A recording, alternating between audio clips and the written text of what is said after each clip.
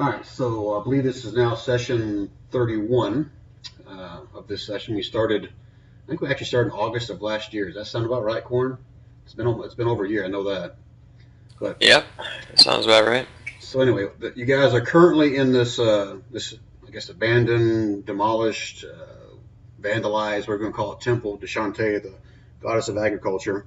It's currently around 12:30, 1 o'clock at night, by the way, now I'm going to make sure I call myself a dumb DM here. As I was watching the session earlier today, I realized that it was dark. So as these gargoyles were lifting these guys up higher and higher, you guys would have had a very difficult time even seeing them. So you're welcome. There's Merry Christmas number 2. Those guys should have been hauled off, and there's no way in hell you guys would have ever even seen them. But anyway, you guys are in this temple now. You guys have seen the demolished statues that were put to the there to honor Shante. And you guys also notice in the back of the temple what appeared to be a newer erected statue of a dragon with some runes typed into the ground or stamped into the ground in a big circle around it. When we left off, I believe it was an intention that Corn and Baron were going to take a first watch, kind of watching along this front door here leading out the cave, while the rest of you were going to take a rest. Now, I don't know if you guys are going to take a long rest or a short rest, so I'll let you guys kind of decide that, and we'll pick up from there. I feel like we weren't allowed to take a long rest because of how soon our last one was. That's a good point. So, yeah, when you guys took that rest, it was the afternoon. Yeah, you're right. So it hasn't been 24 hours yet. So you're right. You can't take another long rest. You can take a short rest. I was like, I thought that. You're good at picking up this kind of stuff that I would normally just let slide. So I appreciate you keep me honest. All right. So is everyone else besides Corn and Baron going to be taking a short rest? Is that correct? Nah. Yves is going to check out the dragon. Okay. And like before, he's going to state, seems like these ruins were desecrated and a dragon statue had been erected, possibly for dragon worship. All right, so sorry, go ahead, Kirill. So I'd say, what are the benefits of a short rest? You can roll as many hit dice as you have left, and there are certain spells and stuff that you gain back after a short rest. Abilities. You don't get spell slots back until a full rest or in the morning, I think. However that works. Depends on your class, but yeah, most of them don't get spells back. Certain druids and wizards do. So is that going to dictate whether you take a rest or not, Kirill? All of 4 lay on hands points I'd get back. I don't think I need a rest. Okay. All right, so the 3 dwarves are definitely going to go back and take a nap because you guys woke them up from their nap, or Baron did when he heard all the screaming and yelling. They were probably halfway through a long rest, so... Right. Now, I don't think any of them took damage as well, but still... There's Usul. Oh, he's here? All right, let's give him a second to join on TeamSpeak, and we'll pick up with him as well. Sorry about that, guys. I just want to make sure he's involved.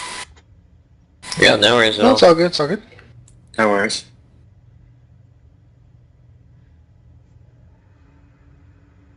Somebody had the TeamSpeak thing open. They see him in there yet? He's not in not yet. See him yet.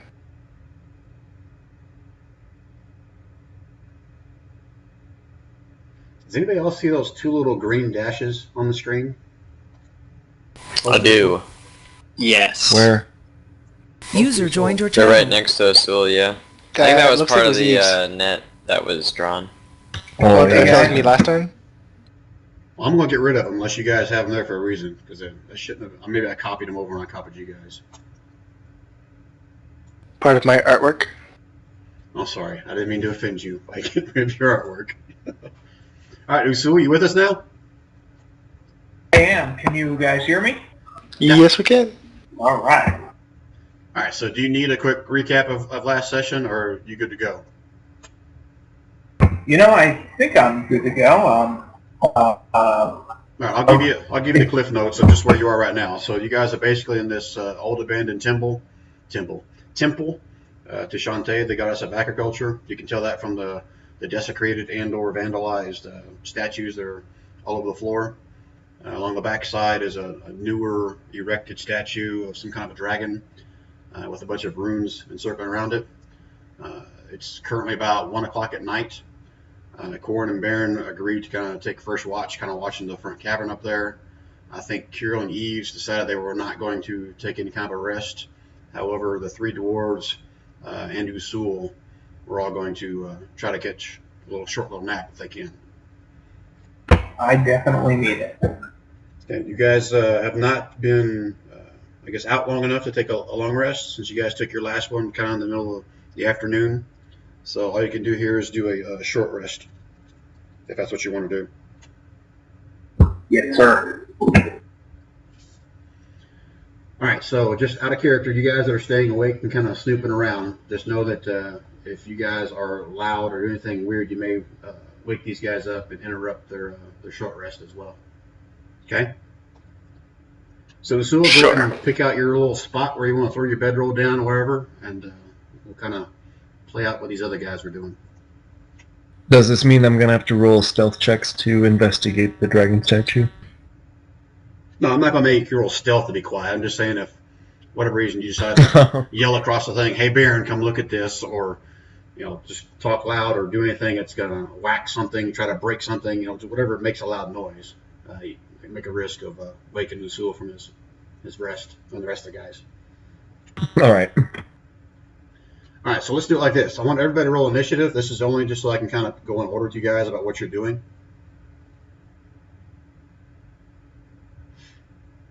So does that include me and Quarren?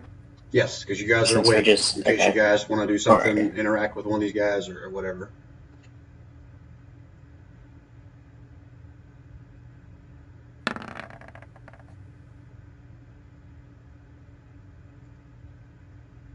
Forgot to touch the friggin' my little token first. Need to remember to do that. It's okay, I can do it. What'd you roll? It's a 19.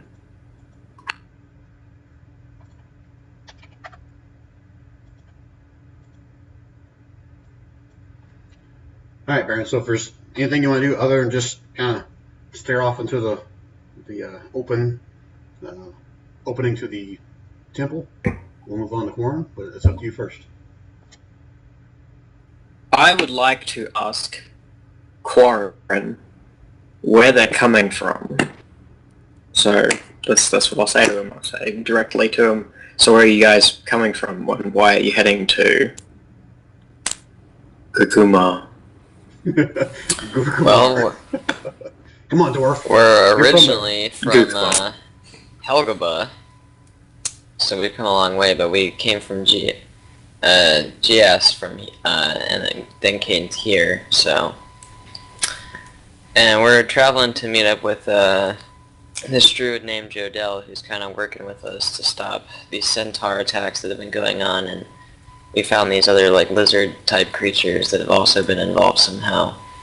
So we know that they're coming from another realm and manipulating the centaur, and it could have dire consequences on the realm, according to Jodel.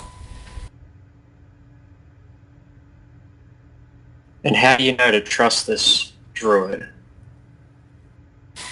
Well, we've all seen him in action, and he's done good by us, so we have no reason not to trust him. And he has given us several items as well to help us in our quest. Fair enough. So he seems trustworthy to you, I know. I actually have sending pebbles. I can contact him whenever we want, although I only have a limited number of these pebbles, so... But if you would want to talk to him or see what he's doing, we haven't contacted him in a little bit anyway, so... All right, I'll have to let's trust stop your there for a judgment, second. I think. Oh, sorry. So let's stop right there and let's go back to Eves and we may come back to this conversation if you guys want. Is that okay? Yep. Yep. Okay, Eves.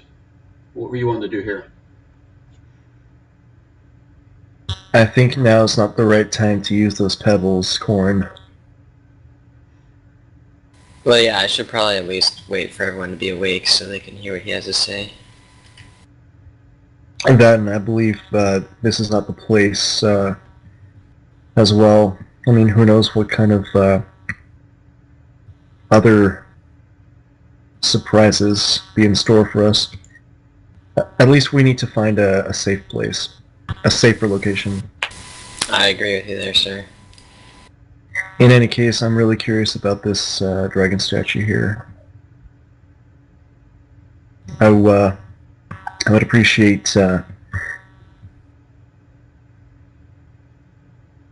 if I could have a hand in investigating these runes. Yeah, I can help you out if you want. I'll keep on the watch. I'll help him if you want. Alright, so you two can make your way back to the statue.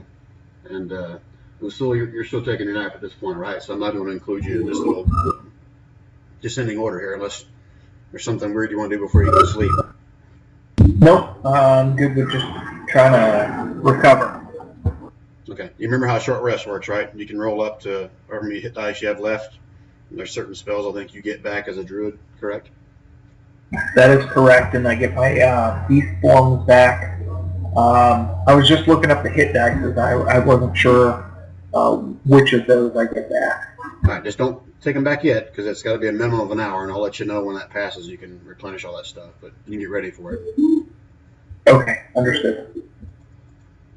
Alright, Kirill, I don't know if you were listening for any part of this conversation, or if you just see Ease and Corn making their way back, or if there's anything else you want to do. So, I've had headset on the whole time. I've been here. I'm looking out, I think. It doesn't really change my view if I move over here. That's just like a window. But I can't really see anything if I look out it.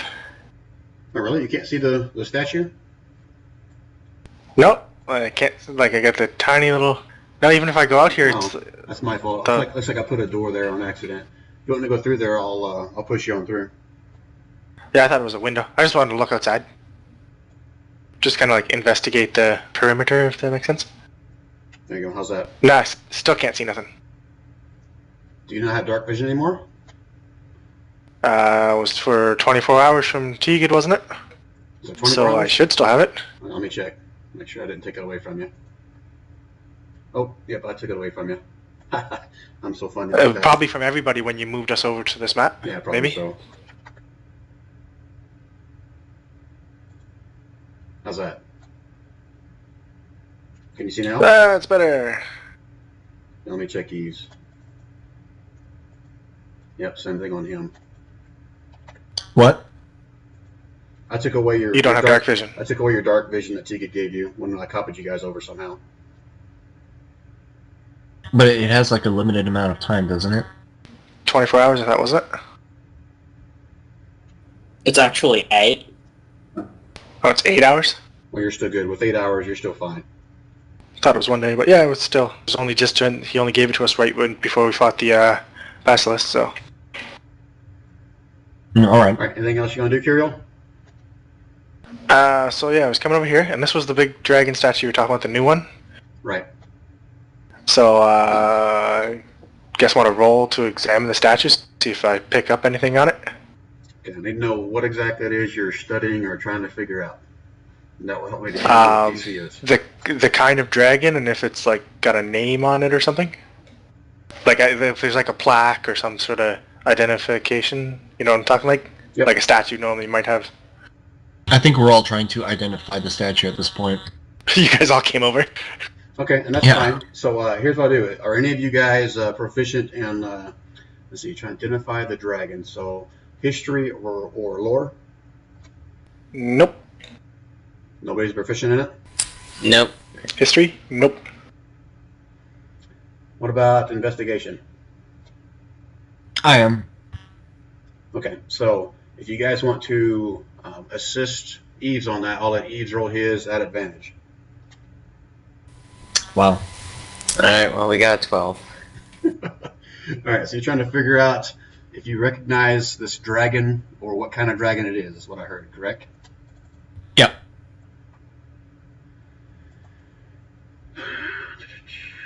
Okay, from what you can tell from the parts of it have been painted, parts of the paint has kind of been wore off, but it was definitely painted as a white dragon. And from what you can tell, there some of the runes close by you. You can. How many? Can any of you guys read Draconic? I'm blah, blah. Draconic is one of my languages, yes. You were speaking it just then. Sweet. Right? Roar. All right, so Ease would have recognized that it's Draconic. You couldn't read it, but he'll point out that some of the runes that are still intact around the base of it that you can read are written in Draconic. I'm gonna go ahead and read them to myself, and then possibly read them out loud, depending. All right, so if you're reading them to yourself, you want me to just copy and paste this in the chat, or you want me to read it out loud? I was gonna say whether yeah, you want to whisper it over to me? Whisper it.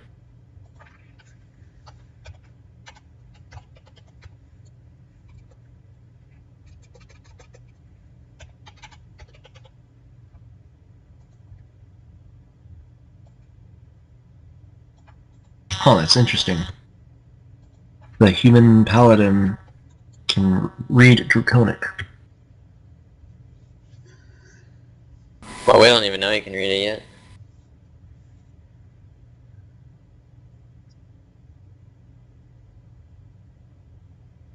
You got that right, Carol? I got that, yeah.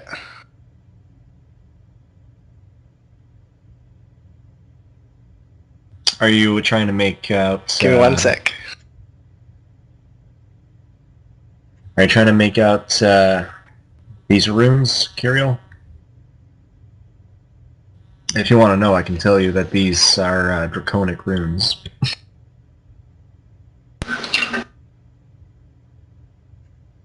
Are you typing something to me, Kirill, or to the group? I'm typing out to the general party. Okay. I really like doing this. I'm sorry. Give me a second.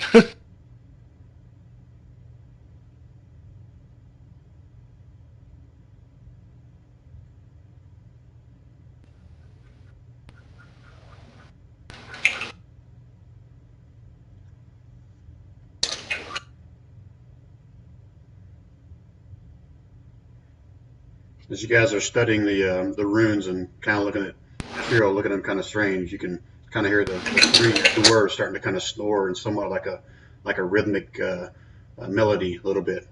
First one, then the second, then the third, then you hear a little from Endon.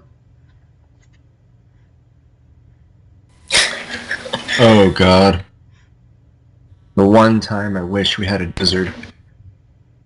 Snore Symphony. Right. Took me a little bit to type that out.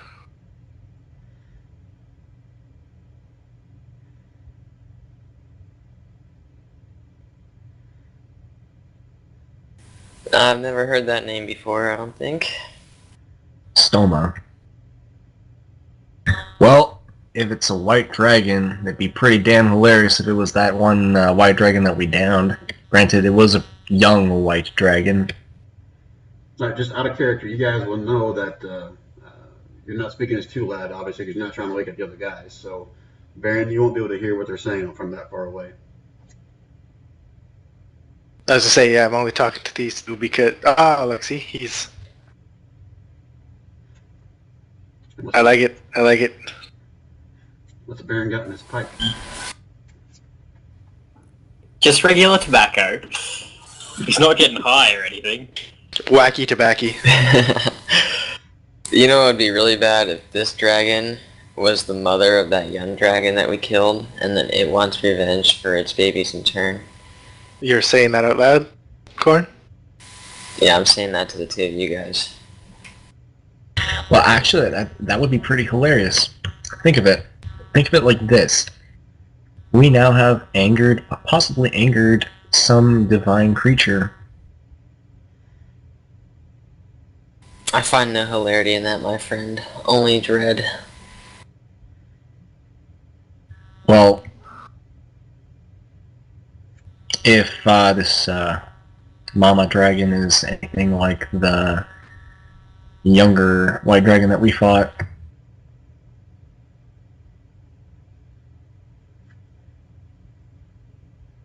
I'm sure I she's think more we can powerful. easily. They make statues of her. She must be quite capable. But who makes statues of her? Someone did, surely. I'm not sure who, but you don't make statues of anybody. Someone important. Stoma. That's an interesting name. I don't know if you guys know anything, but we are kind of experts. Know anything about dwarves, but we are kind of experts in stoneworking. That's out of character, but just saying, just letting you know. I know a lot of lore about a lot of mythical things. I really, really, really like the roleplay. Corn, I want you to give me a perception check, please.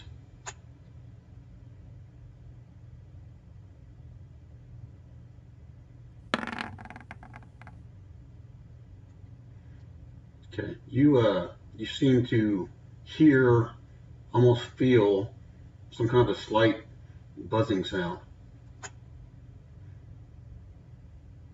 Anyone else hear that, like, ringing? So Kirill's gonna actively listen. Same. Okay, both of you guys give me a perception check as well. Damn! Oh, Wow. That's like a double crit right there. All right, Eve. So you don't. I don't know if Corny and shared that he felt it as well. You can hear a slight buzzing as well. I don't really have buzzing. It's more like just a, you're not sure what, like something vibrating very, very softly against something, and it's originating from inside Corn's backpack.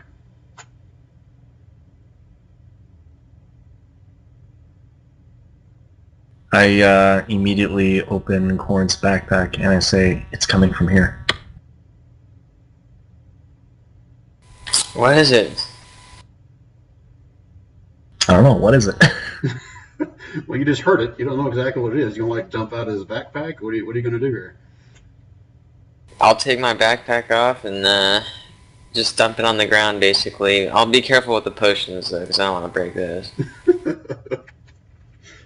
All right. So as you dump everything out of your backpack, I don't know how you're being somewhat careful with this. You start kind of going through everything and paying attention to each little thing that dumps out of there, and you notice that that little ruby that you picked up back in Jihad is slightly vibrating a little bit, and you can see the flicker of flame inside of it kind of get a little bit brighter once in a while, and then it dies off again. So I'll just be like, what the heck? I'll pick it up in my hand and investigate it, I guess. All right, so do you want me? I'm going to whisper this to you, Corn, because no one else will hear it anyway. Alright. All right, let me see if I can copy and paste this to make it faster.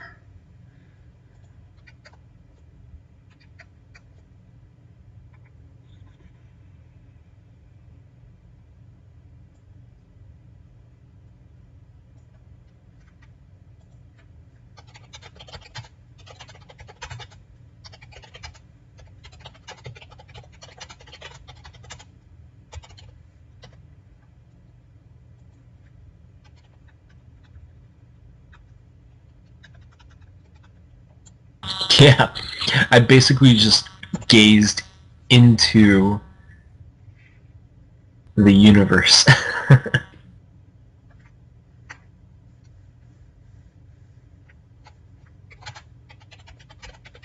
the joke is, what did the Buddhist priest say to the hot dog vendor? Make me one with everything.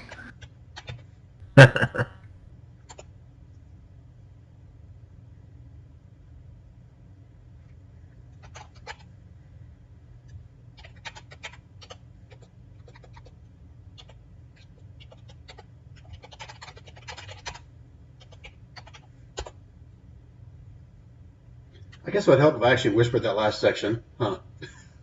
So the rest of you just pretend you didn't see that. Okay then. Well, I mean, I'm not an expert on any of this kind of magical stuff, so I will immediately tell the paladin, at least, and I'm sure Ys will overhear me telling him, that this voice, Ralkus, is telling me he's trapped inside this ruby with a flame in it. And what did this Ralkus tell you? Nothing more. He just says that he's trapped inside this ruby. And he has a very faint voice. I would caution this spirit. Can I communicate with its voice?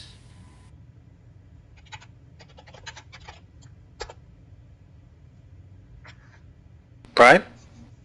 No, I'm answering him. Oh, you're doing the typey types. Or Whereabouts did you pick up this ruby? Was it from the basilisks? No, I was given this ruby by as a reward. I honestly forget by who. I believe it was a kind of wealthy merchant who happened to have a lot of wares and strange goods. So I'll say to the voice, "Who are you, Ralkus?"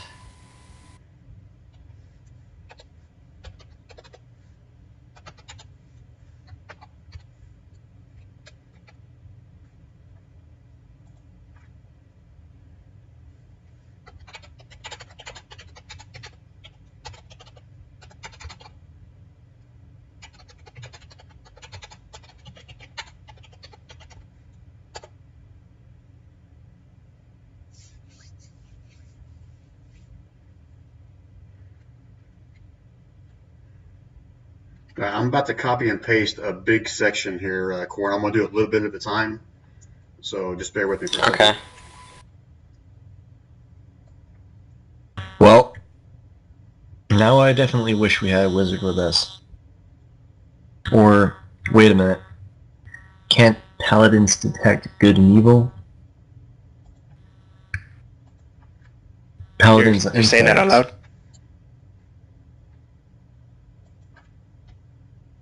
No, I'm saying that as out of character.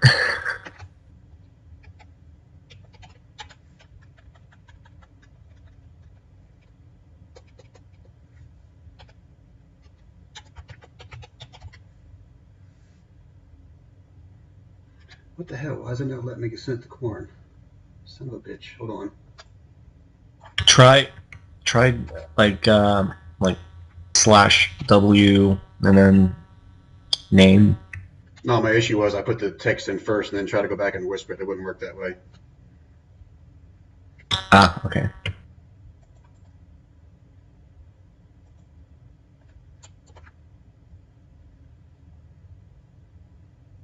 Well, while Corn's communing with the little ruby,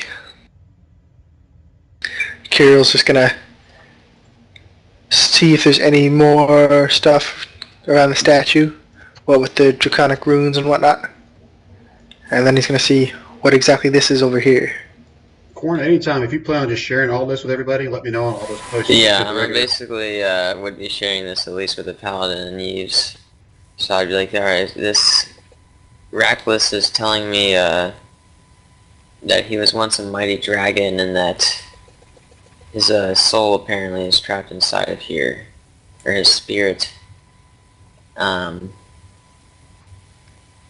long ago, evil mages devised a plan to turn him into a Draco Lich, and they offered him this great gift, including several gems that imbued their evil magic.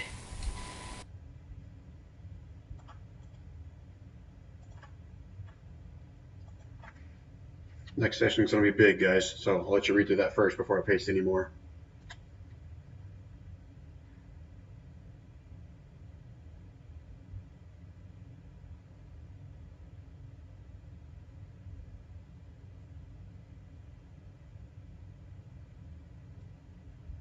You guys let me know when we paste the rest of it. Okay. Give her. You good, Corn? One more sec. Well, that's an interesting excerpt. So,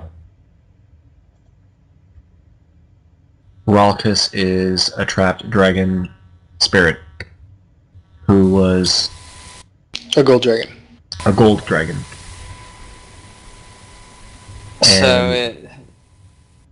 My question at this point is, what can I do for him? Like, Oh wow, gold dragons are really strong. You just don't know this. Yeah, a lot to read there, but I'll give you guys a second to kind of catch up that, and then there it tells what he wants you to do for him.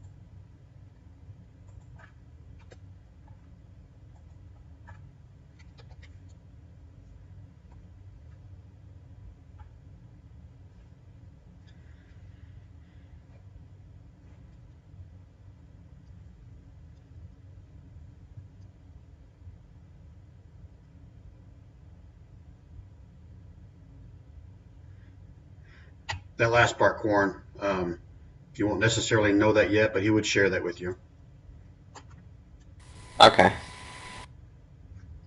And for the rest of you, when I say last part, there was one last little private thing that the dragon said to Corn.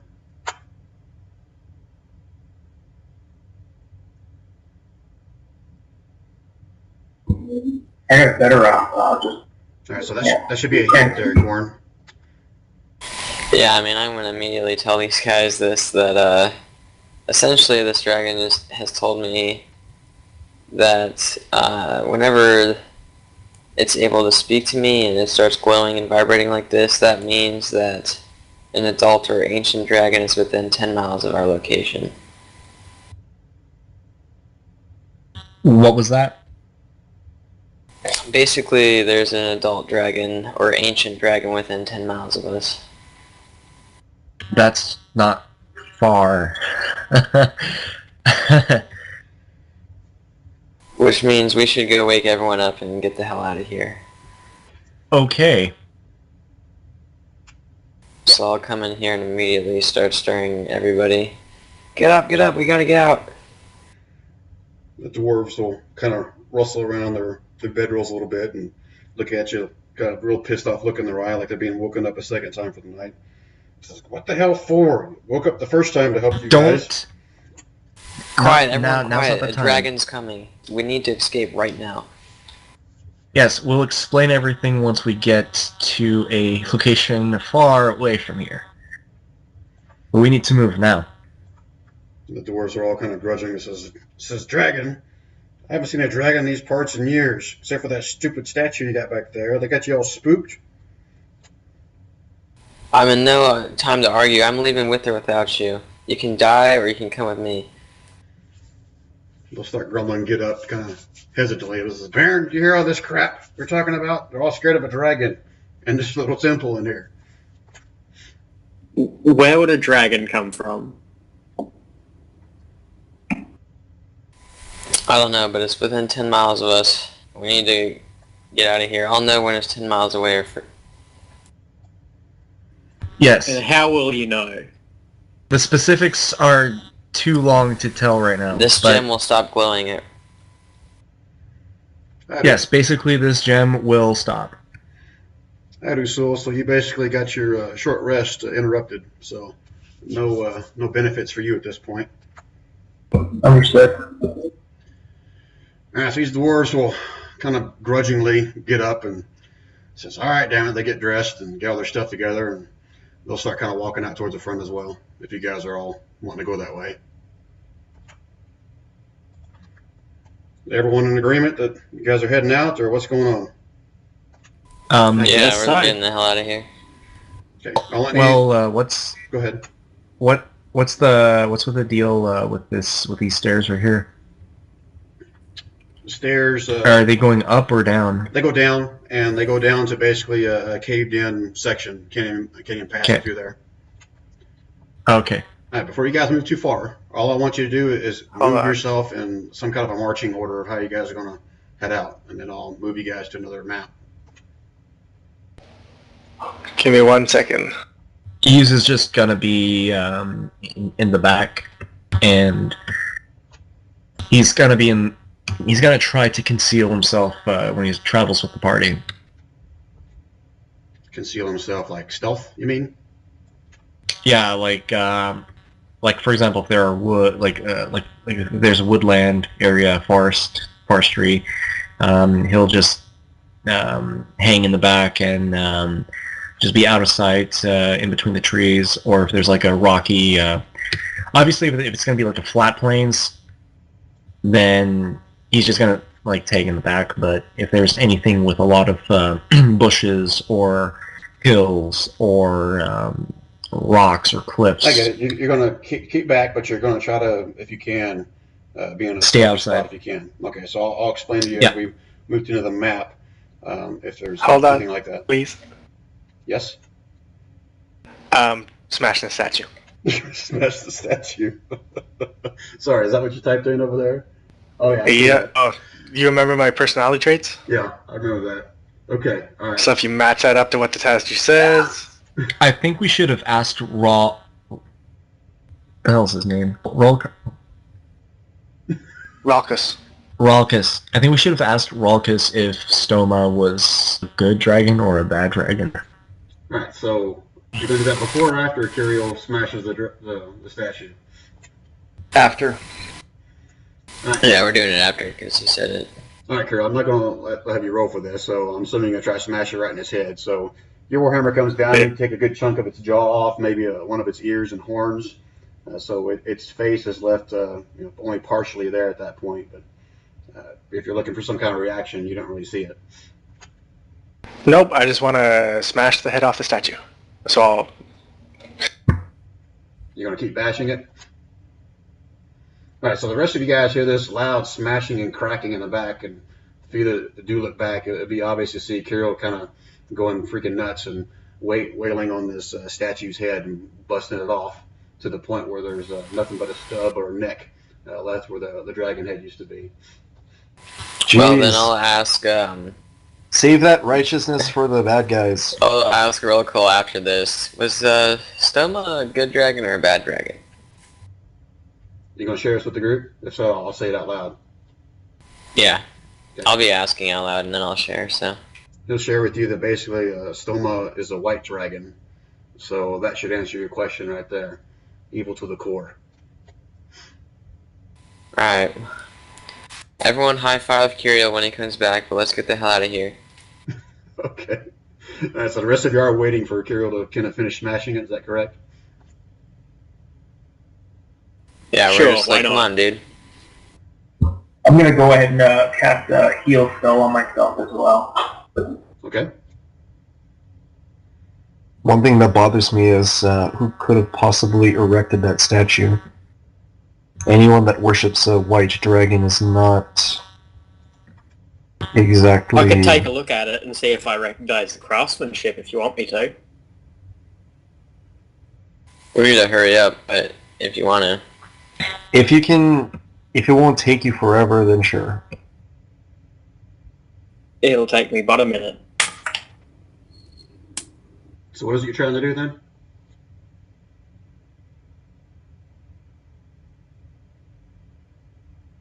He's got to determine the craftsmanship of the statue. Yeah, I want to see if I recognize how it was made, or if I recognize who made it. So you're basically trying to see if it's like a dwarf craftsmanship or an elven or human or some kind of shoddy or it's really Yeah. high class. Yeah, essentially. All right, you can tell that there was a lot of time and effort that went into building this, but based on your knowledge of what you've seen from dwarves, this was not crafted by dwarves.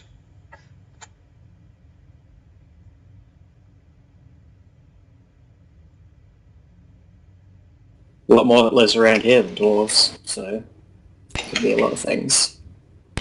So it wasn't crafted by dwarves? I'll trust you guys a little bit more now. That's all you can tell without doing an actual roll, Baron. If you want to actually roll for, I guess your stuff. I'll roll the check, I guess. Yeah, stone cunning, yeah. Okay, that's like basically a plus something to your history, right? Yeah, basically I'm considered an expert on the topic. So I have expertise like a rogue would or something like that with that particular history roll. Okay, so go ahead and give me a history roll.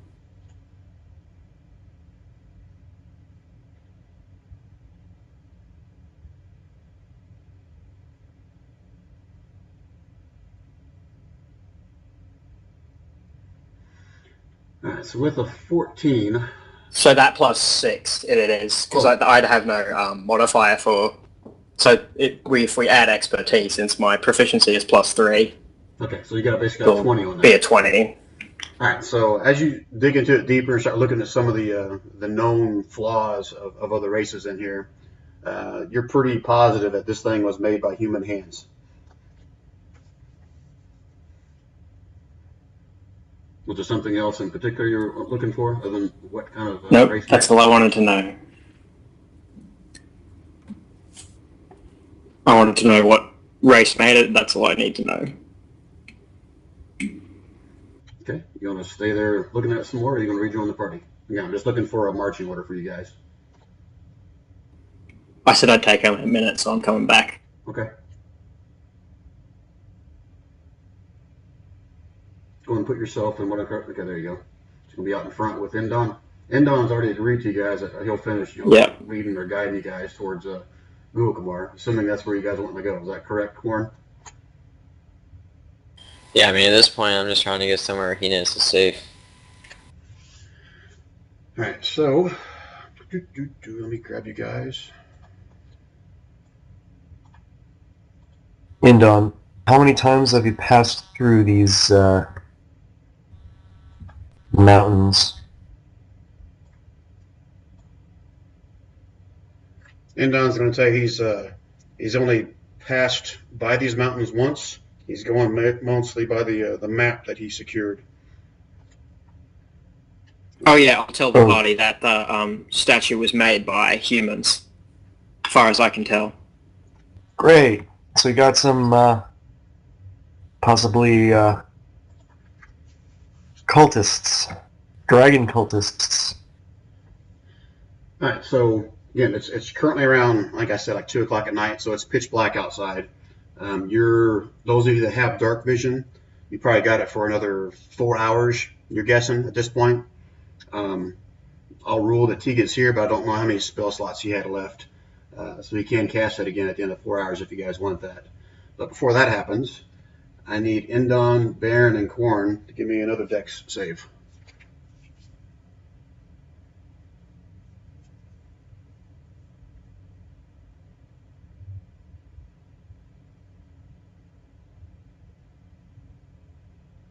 Why are Sul and I way in the back?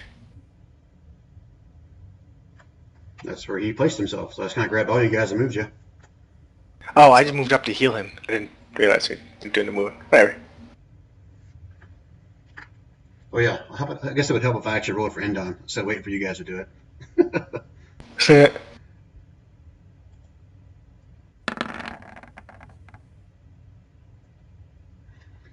All right, so as you guys step out into the snow, you guys are immediately kind of swept up as another net underneath the snow log is waiting for you, and you guys see those same gargoyles again lift up and basically pick off Baron at this point and start flying up again.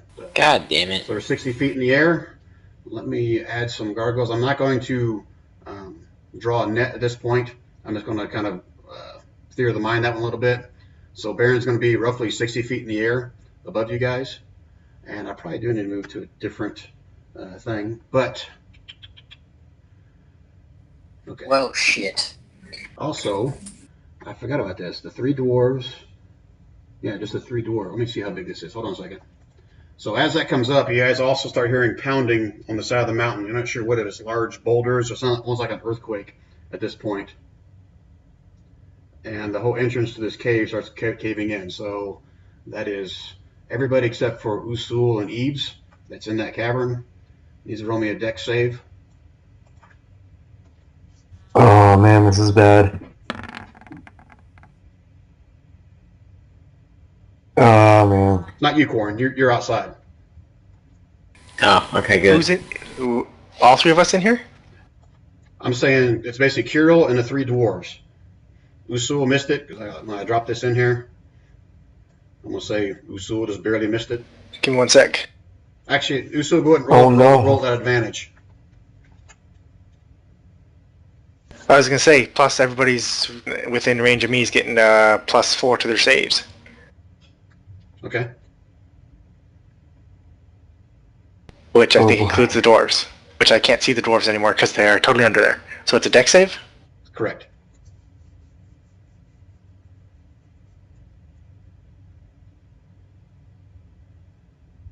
Everyone got, Oh, this is Usul bad. got +4, right? Yep. And the dwarves get +4. Pretty sure they're in Aaron, range. go ahead and roll for the 3 dwarves, please.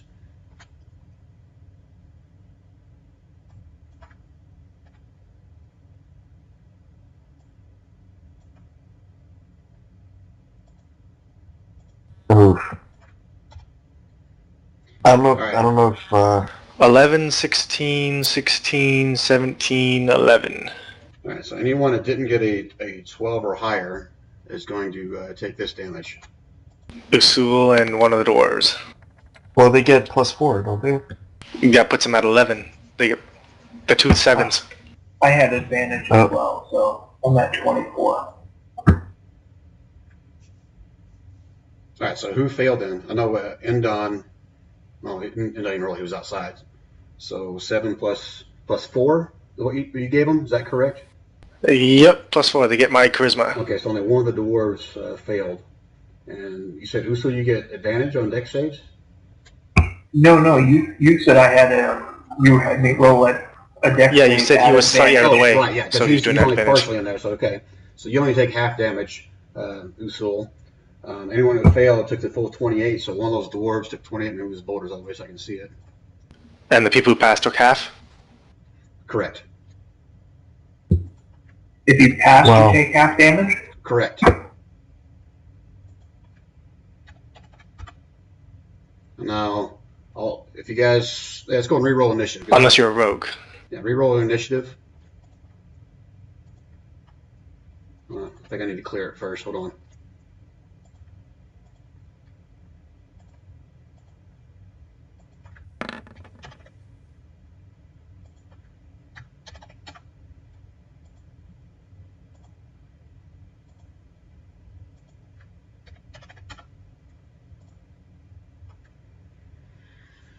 All right, everybody's in the initiative roll, except for Endon, of course. Let me roll him.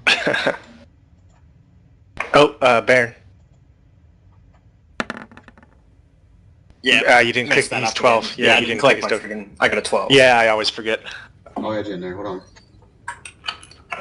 Sorry about that. You said you got 12 or 14? He got a 12. Okay, everybody's in then? Well, except for the bad guys. Baron and Kirill are gonna need to. They both have 12. Whoever has the highest dexterity goes first. My dex is 12. Okay. I have a 14 dex, so... There you go. Dwarf is more nimble than the paladin in full plate. Well, I'm not wearing full plate, so... We'll say that's the reason. All right, so whoever failed Good enough reason. is buried under this rubble. Everyone else can move yourself back inside the cavern. So these, So just the one... yeah, the one dwarf is buried.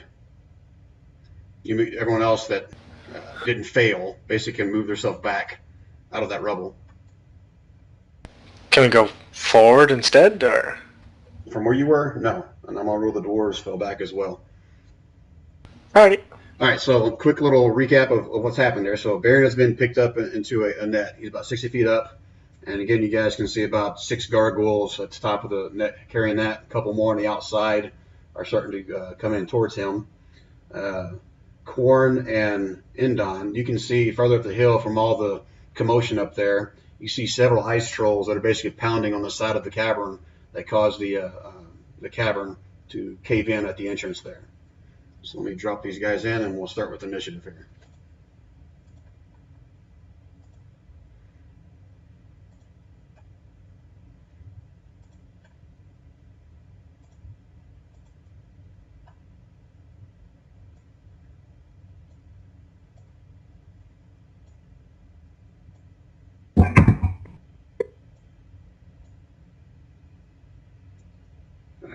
How Go ahead. how much rubble?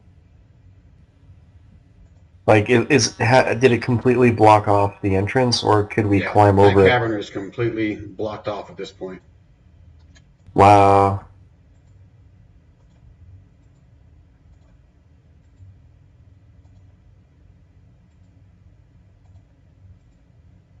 Boy, am I ever glad that I cover our rears. Ain't that right, guys? Okay, I'm going to open up the Fog of War so you can see all this. Hold on a second.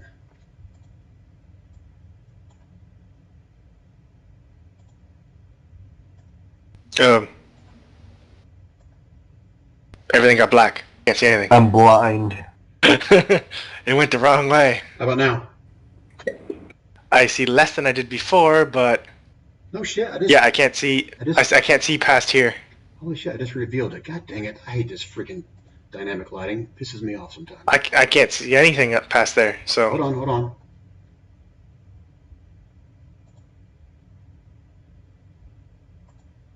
How about now? nah, it just revealed everything. Oh, okay. That's bad. That's bad.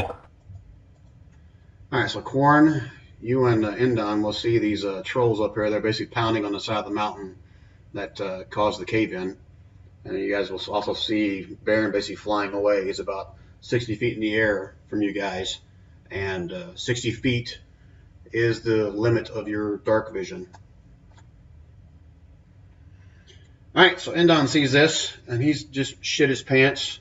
Both he and Khorne were able to avoid getting caught up in this net, being pulled away. And let me look at Khorne's. What the hell does he have? Well, that's not going to help. All right, so, shit. What is he going to do? I hate going first. Tell you what, Eves, you go first, and I'll think about what I'll have Indon do. Hey. Okay. Yikes. Well. Okay. So you guys made it out from that rubble, but I think I'm convinced that there's someone else trapped under there. Okay, you got 6 seconds, so it's not going to be a conversation. Are you going to do something? Or you just ask Wow. him? These stairs go downstairs, right? Or they go up? They go down to nothing. It's already caved in down there. Okay. Alright. Well, alright, what Ys is gonna do then is simply just,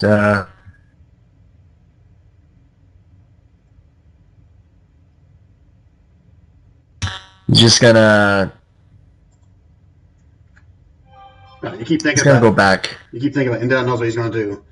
Seeing what the dwarf did before, he's going to take a rope out of his pack, and he's going to tie the rope to one of his arrows, and then hand that to Khorne.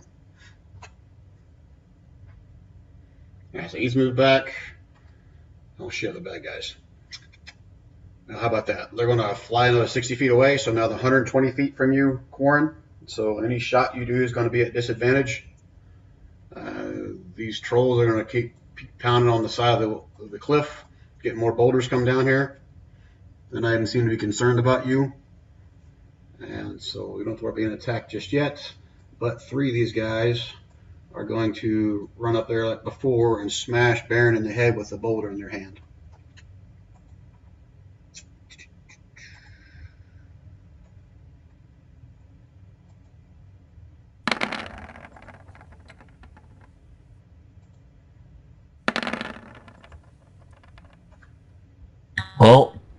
None of those hit. They're all at advantage because you're inside a net. Does that change it? Yeah, I have an AC of 20. Yeah, So you son of a bitch. Well, they're still carrying you off. All right, let me put a red dot on the three that are attacking, and just so you got that reference.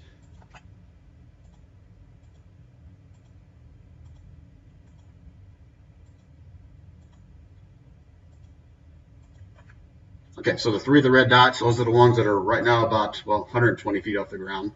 The other six are 220 feet in the air. alrighty. Kirill? That's just out of my curiosity, because I'm a little bit confused seeing the series. So, do we know these troll guys are there on the inside or no? No, you have no idea. They're No, we on the don't. outside. They're the ones that are basically pounding on the side of the cavern and made this entrance kind of cave in. Quarren and Yeah, John so and we're- Farron are the only ones that see those. So we're trapped I inside. can make an educated guess and assume that it's a golem, like one of those things that we fought earlier. All you guys would have heard is just some pounding outside around the top and outside of the cavern. That's where all the rubble starts falling down. So there's no way out this way. I would move back if I were you, Kirill. Give me 1 second. I can't see back here anymore. It's all completely blacked off. It doesn't move.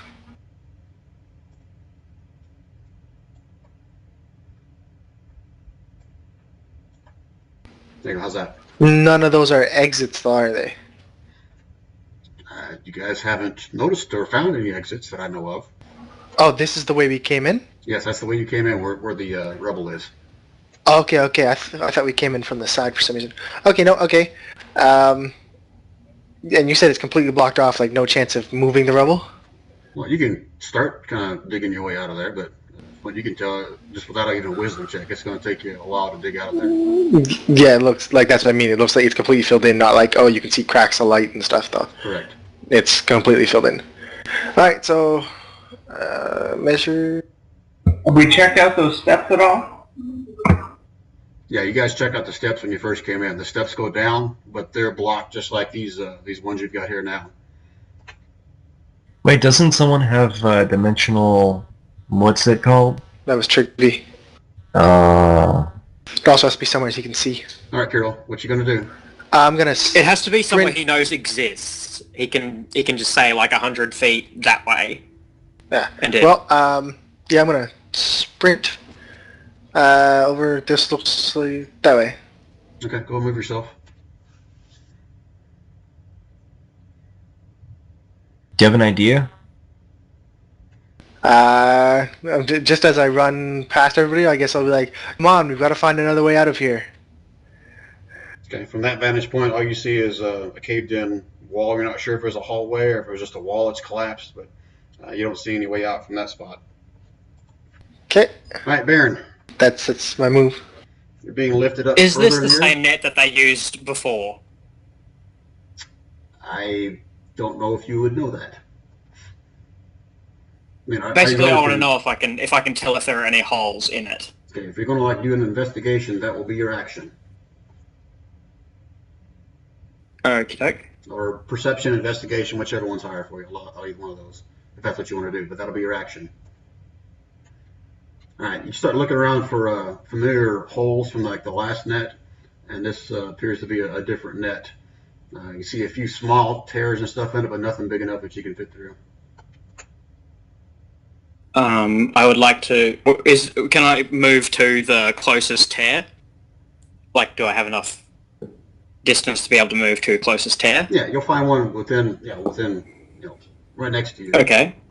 But when I say a small I'd tear, like to action surge and cut it open. I'll try to cut it open with a belt knife, which is basically a dagger. But okay, give me a. Don't worry about a hit. Go ahead and roll whatever it is to hit. I'm just looking for the damage on it.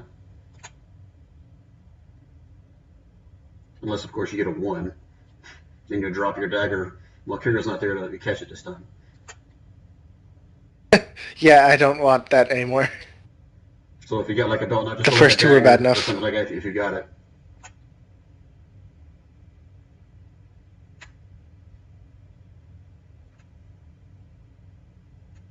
Baron, you still there?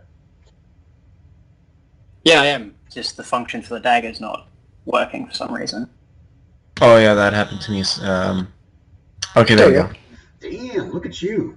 All right, so as you start cutting through it, you manage to cut a pretty big hole in this thing, maybe about 3 feet. That's my first attack.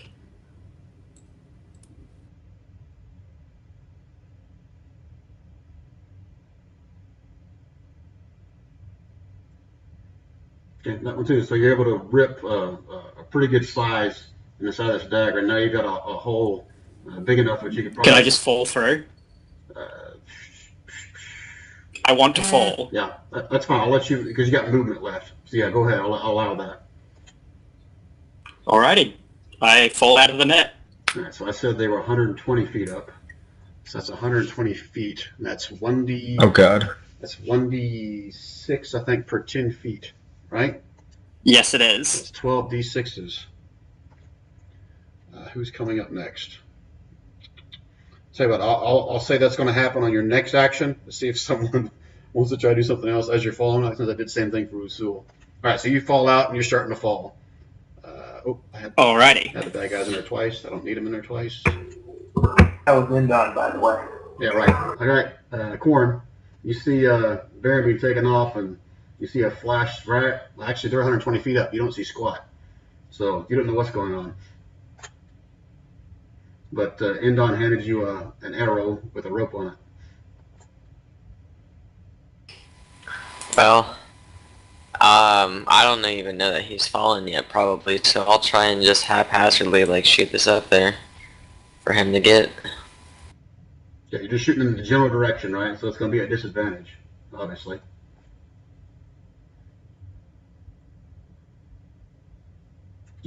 Damn. Look at you. Oh, man. That's nuts. Okay, so how do I want to rule this? I want to rule that... here, let me do this. Behind the scenes.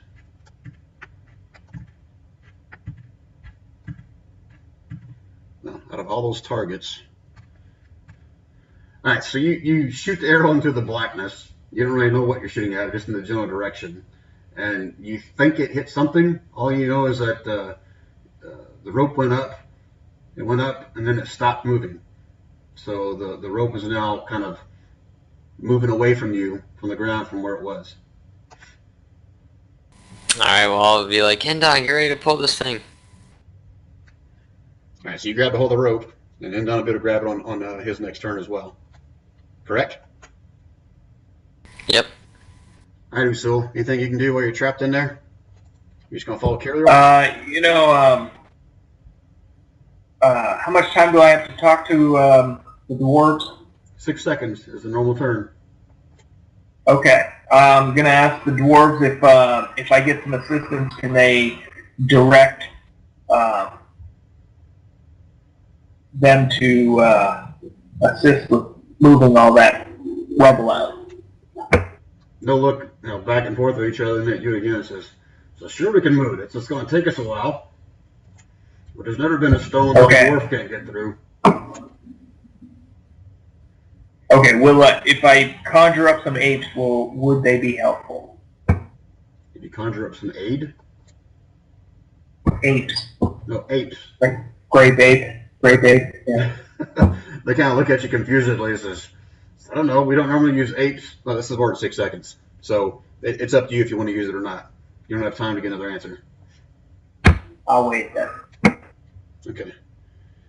Indon, he points up in the sky and tells you, Corn, says, good shot. You got the arrow into the net. However, I see Baron, he's falling.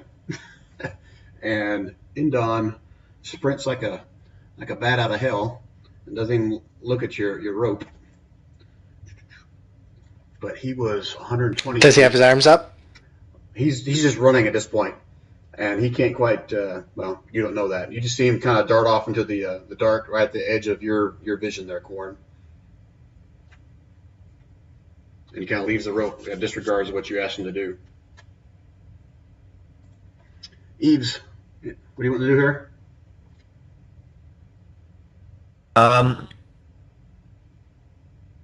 Yeah, I'll just join Carriel. Okay, go ahead and move yourself.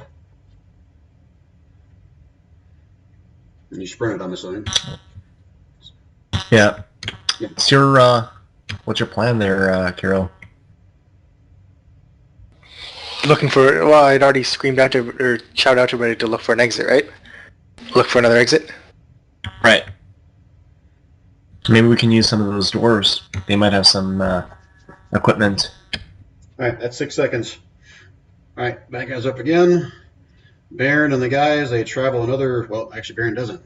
So, Baron, you're dropping 60 feet. You've lost vision of the ones that were carrying the net. Let's see, what do I want to do here? You see these 3 that were bashing on you, almost like they're falling down along with you. And they said, what the hell? They're going to try to bash you again as you're falling. I'll do it at disadvantage since you're falling. They're trying to keep up. Alright.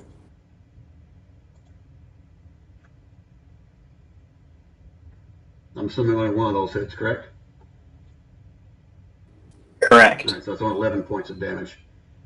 So one of them, as they're falling with you, flapping their wings as they're going towards the ground, screaming towards the ground, he pulls up his boulder and kind of smashes you upside the head once. The other 2 try again, but they miss badly as they're falling to the ground. And then they all kind of pull up as you continue to fall to the ground.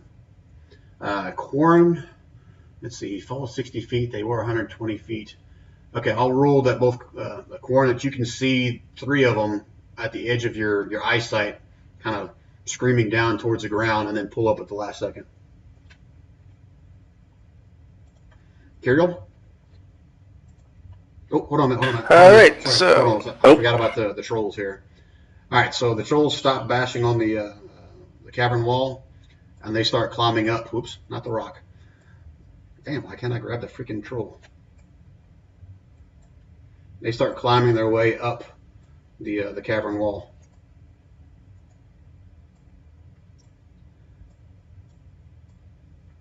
God dang it. You keep grabbing the... Yeah. All right, Quarren, so you would have noticed if you were watching them, the ice trolls are kind of climbing their way back up the cavern wall up to higher ground. All right, now Kirill, you can go. So... I already checked out in here, and I know there's no way out here. So I'm just gonna move...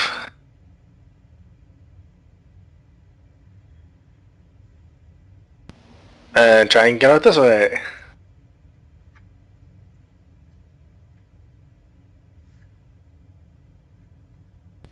Can you hear me? Yeah, I heard you. So you went back over towards where the fire was? Yes. Okay, what are you're trying to find an exit still, right? Still trying to find an exit. Like, I already knew there's no exit up here. All right, so if you're dashing... No exit down here. If you're dashing, you get an investigation or a perception check at disadvantage to try to find something. Sure.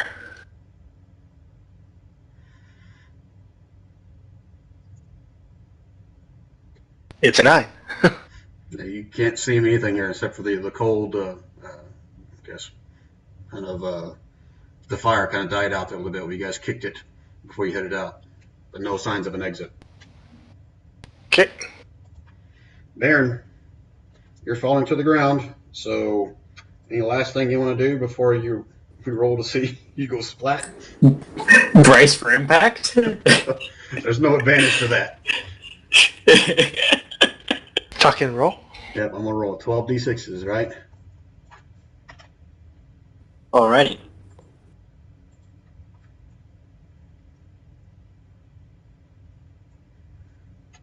Alright, so Quarren and Indon both hear this. I'm assuming you're screaming at some point, I don't know. And you hear a big old thud. He wouldn't scream. Oh, you've been laughing, right? He just hit the ground. Yeah. So you guys hear a big old thud. You see little splatters of snow and mud and stuff kind of go off to the side. And you're not sure what that came And then from. he stands up. Yeah, that'll be a happy movie to stand up. Sure, go ahead. Oh, you survived that? I didn't know how many hit points you had. I had 54. You lucky bastard. Right, and then you would do what, you 53, stand so up? I'm on. Yeah, I stand up and I guess Fix I'll your broken use... leg. Yeah, that's what I do. I use second wind and set my leg. Oh, that's nice. Crack it into place.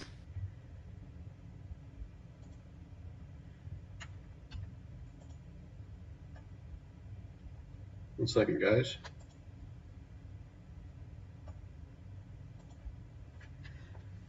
Baron, that's pretty good. You get an inspiration card for that one.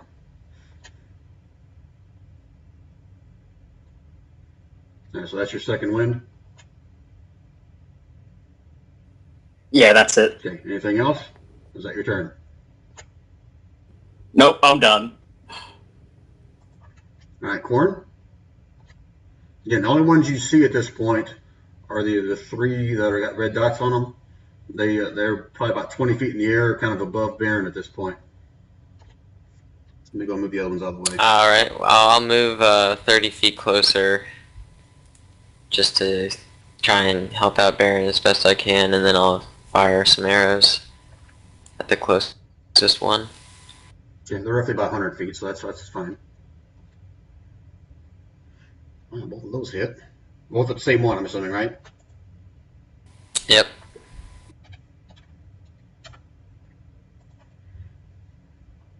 Oh, hold on a minute. Make sure I do this right this time. All right, so your arrows hit them. They don't seem to do as much damage as you would expect because you don't have a magic bow. No, I don't.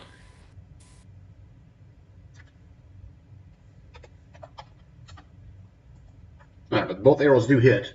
You see, take a little small chunks of the stone out from their back, and it looks around at you over its shoulder and looks a little pissed off. And it looks back up into the sky as well, and you hear it grunt something up into the night sky where you can't see. Is that it for you, Corn?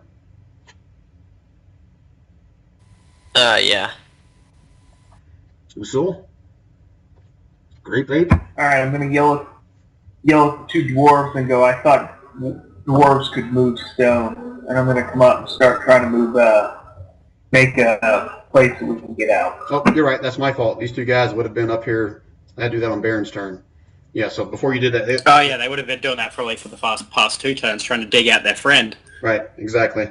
So they're up there with their hammers just kind of clanging away, and you see they're taking good chunks out of it, but it's not a whole lot.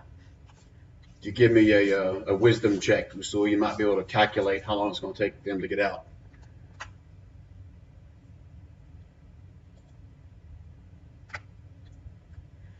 Yeah, based on their progress so far, I mean, they're doing pretty good. They're doing better than anything you could do. You surmise that pretty easily. But it's going to take them at least a couple hours to probably get through this based on what you saw fall in front of you. Alright, I'll just hang back then and see if I can't make sure nothing comes up behind us. Meaning what? You're just kind of watching? You're ready in action? What are you doing? Yeah, I'll ready in action. I'll ready my just a cantrip. What cantrip? Poison spray. Okay. All right. Indon sees Baron basically plummet to the earth in big old splat, and he stands back up with a broken leg, and then Baron kind of snaps it back in place, and Indon has somewhat of a surprised look, but he finishes dashing the rest of the way up to you, Baron, and says, "I can't believe you survived. Holy crap! Let's get the hell out of here." And he kind of points back towards Corn, but that was his full movement. I've been through worse. Andon kind of nervously looks up at the 3 gargoyles that are still kind of hovering over you guys.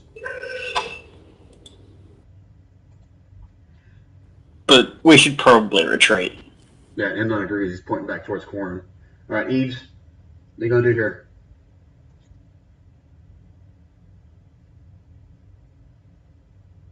Whoa. Oh, sorry about that. I thought that you guys were going to take a little bit longer. I just went to grab some food. All right, so Kiri went to the other side of the cavern. And what are you doing? You following him around, or are you doing something else? What did the dwarves do? What are they doing? The dwarves are hammering away at the rubble blocking the opening. And Usul kind of stepped back and he was looking back on the other side of the cavern. You see him kind of working some kind of magic in his hands, but hasn't released it yet. The rumbling and stomping that you guys heard above the cavern opening has stopped.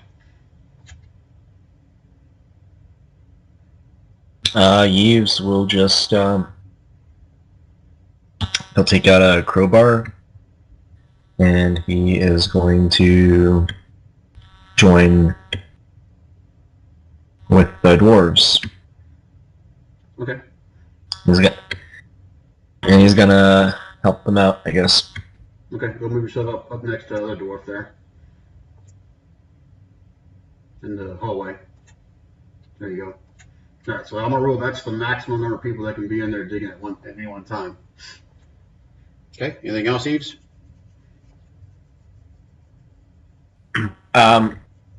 Yves will make a point of how we should be very careful, and the first sign of any rumbling, we should back away. Roll me a persuasion check at disadvantage. I'm assuming you're talking to the dwarves. I'm talking to everyone, but sure. Okay.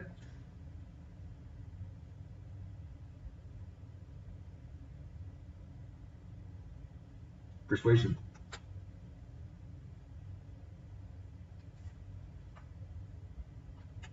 Ooh, at disadvantage because it's dwarves.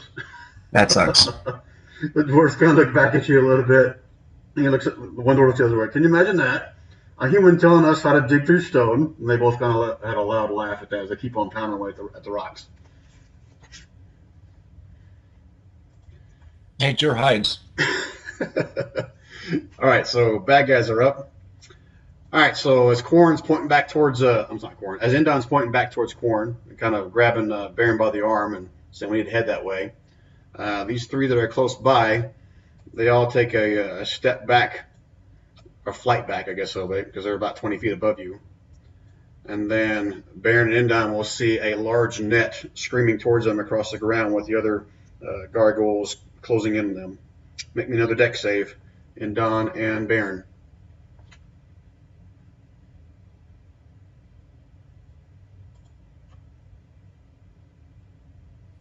Well, that's good. What happened to Indon's? I thought I'd done it.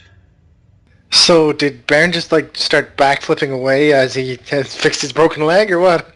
He's like, fuck that net. Damn, look at these guys. All right, so yeah, you guys see it coming. And at the last minute, you guys both just kind of collapse onto the ground, and the net just swoops over the top of both of you guys and misses both of you. All right, so they were 60 feet away. Okay, so Quarren, you now see them. You see the other five kind of go over and they miss, go right over the top of Baron and Indon, and you see that net kind of coming towards you. Because imagine those are all in the move these red guys out of the way. The formation of those gargoyles is also how the net is kind of coming straight towards you.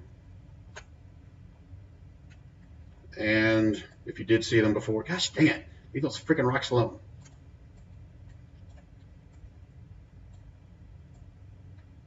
All right, screw it. Those ice trolls, you can't see them anymore. They've climbed up the cavern to a height and you can't see them anymore. All right, Kirill. Anything else for you in there? So now I'm not at disadvantage. I'm still looking for an exit. You going someplace else? Or you looking at that same spot? You know what?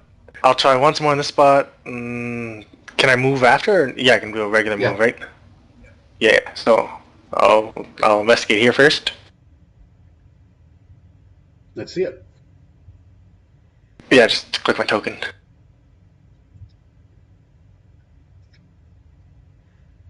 Nope. Still can't seem to find any way out. All you see is the wall in front of you and the embers of the fire kind of slowly dying out. A little bit of smoke rolling up from them.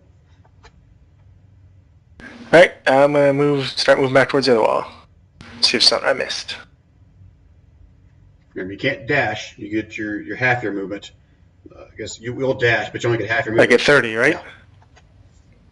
Yeah, just get the regular movement, which is 30. So Okay. that's what I did. All right, Baron. I'm going to rule you guys both to avoid that. Fell down to the ground. Alright. Bow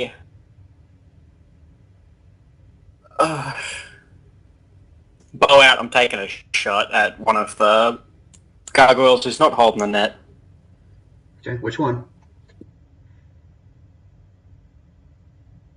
Top one, the one that's closest to all the rubble and everything. Yeah, the one with the red dots on them are the ones that aren't holding the net.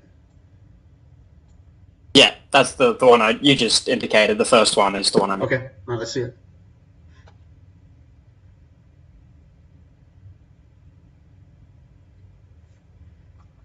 These guys have an AC of... All right, so your first shot just barely goes wide. It runs toward it, almost like it sees it coming. It twirls at the last second, and the arrow shoots underneath one of his wings. But the second one hits him, he almost like catches himself off guard as he's doing the twist. He spins back around, and your arrow hits him square right in the chest. But there again, it doesn't seem There's one good shot on it him. doesn't seem to do as much damage as you were expecting. Almost like it deflects off him a little bit. You see small pieces of rock come off of him, but not a whole lot.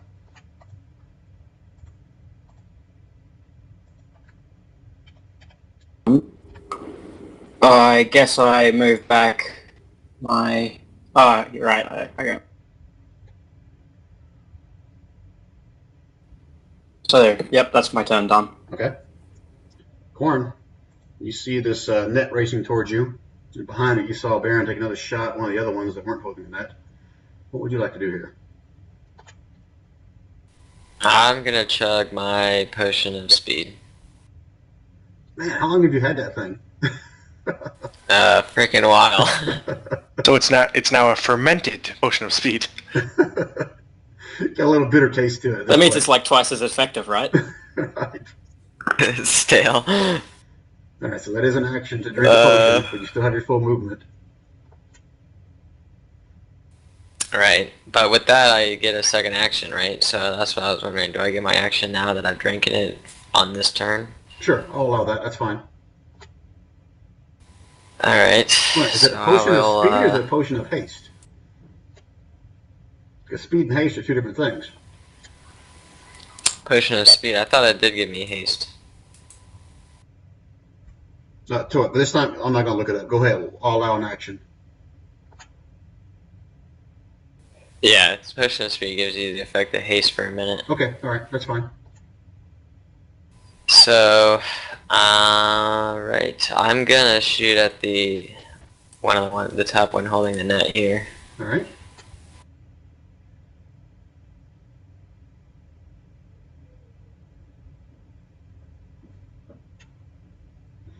No!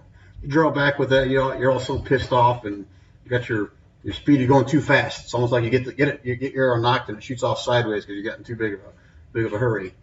And your second one also goes wide as well. Alright.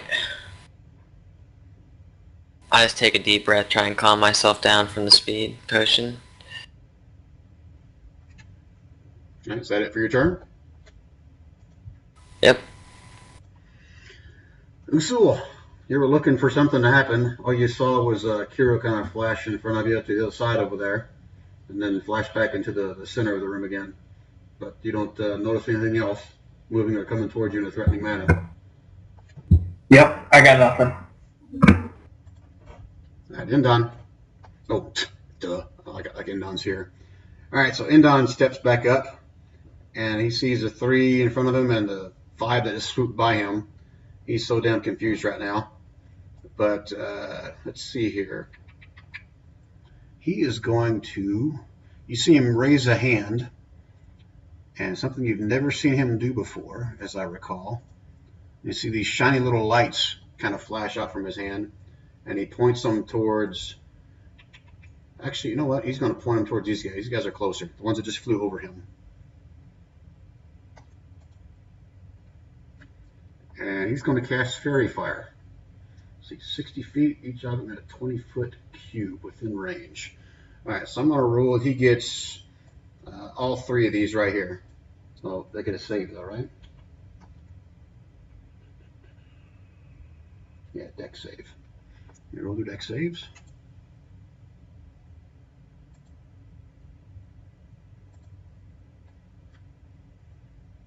Yeah, so 2 of the 3 fail.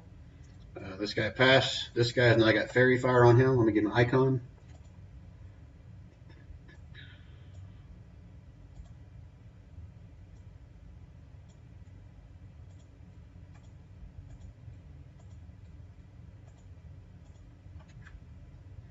And then he screams out to you guys to basically run.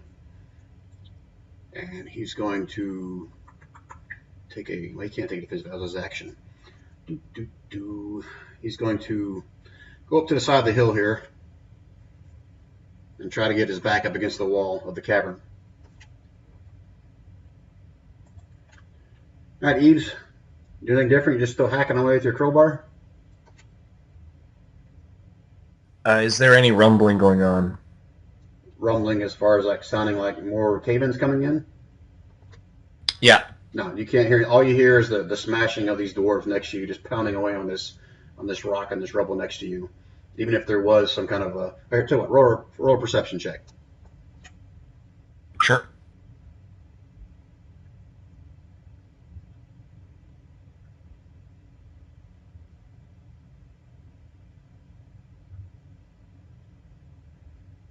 Yeah, you can't hear anything over the banging and smashing of these 2 dwarves with their hammers on this rock.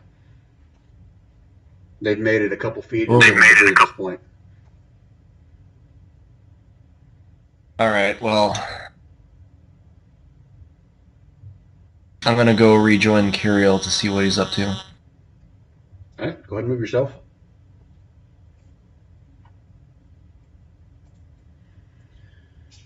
All right, Quarren, you see these 5 swooping towards you. Give me a dex save because they're trying to net you up. Alright, with haste I have advantage on this. Of course. Good thing too. Alright, so same as before, I'm going to rule they come right across the top of you. In order to avoid it, you kind of drop to the ground here. Let me swoop these guys past you here. Yeah, so they swoop past you and you start kind of going up into the night air again a little bit, but I'm going to rule they're still within your eyesight here. About 30 feet away from you is what I'm going to say. Now, these other 3 that are up here in the air, they are also going to basically shoot up into the night sky. So Baron, you lost sight of them. And Quarren, you obviously lost sight of them as well. Alrighty. Kiriel?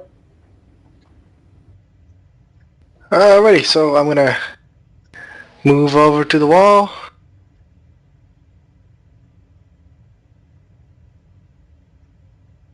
And I'm gonna do another investigation. Again. Okay.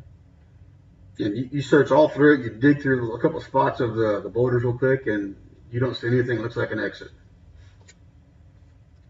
Dang it. Didn't find anything else either. Anything else? Alright. Nope, that's I'm just gonna shout out there's nothing here. All right, Baron, you saw those. Well, you know, party awareness. You saw those other 5 swoop by you and also go by Quarren. He kind of repeats what you guys did and drops to the floor. Was able to avoid getting tangled up in the net. And the other 3 that were behind you. Do they look like they're going to come back, or are they heading away from us? Right now, you see them moving away. They're going to be beyond your vision. So you saw them go up into the dark. Okay. So Quarren's, even the ones with the fairy fire on them? let me read that again. I don't know if it increases the... How you can see I'm them. not sure how it works.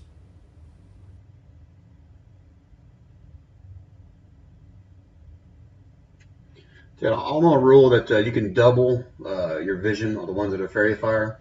So yeah, you can still see the 2 of them are kind of glowing, but the rest of them are into the dark where you can't see anything. Alright, well I'm going to just assume that they're flying off. And we saw the trolls, didn't we? Yeah, you probably would have noticed a couple of them as you guys first came out and first got taken up to the net. Okay, but they scurried off? Correct. They went up the higher the cavern, and they're well, wherever they are, you can't see them. They're beyond your sight, your vision.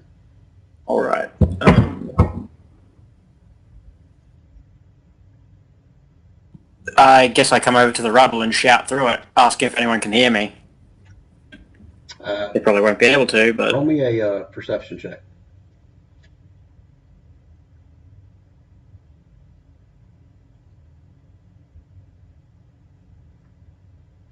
Okay, now roll me 2 more.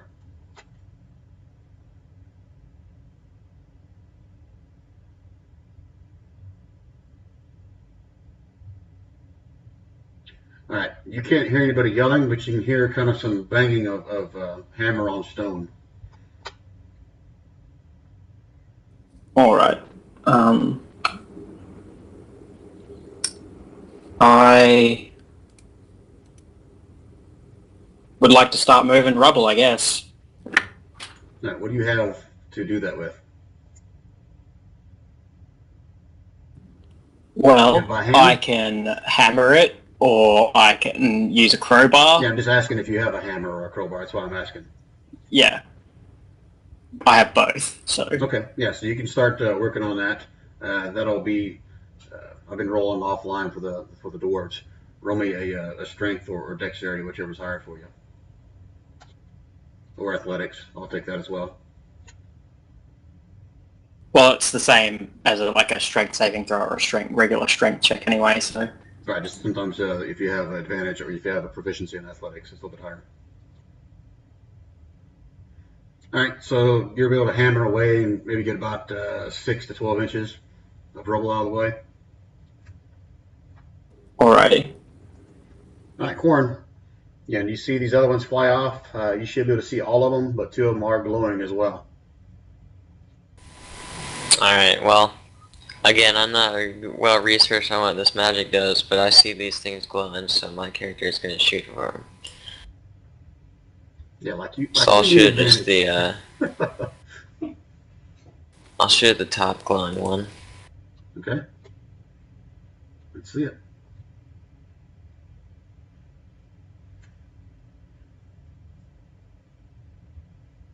Of course. Oh, look at there. Damn, you missed one. With your first two hit. No. Just as before, you hit him solid. I mean, you hit him with really good shots, but it doesn't seem to be doing as much damage as you were expecting. And I'm like stunned that magic didn't make my attack stronger for some reason. All right, anything else, Corn? I'll move a little bit away from Baron just so that if they're going for me, they don't get him also. All right. Usul, any epiphanies as to what you'd like to do here?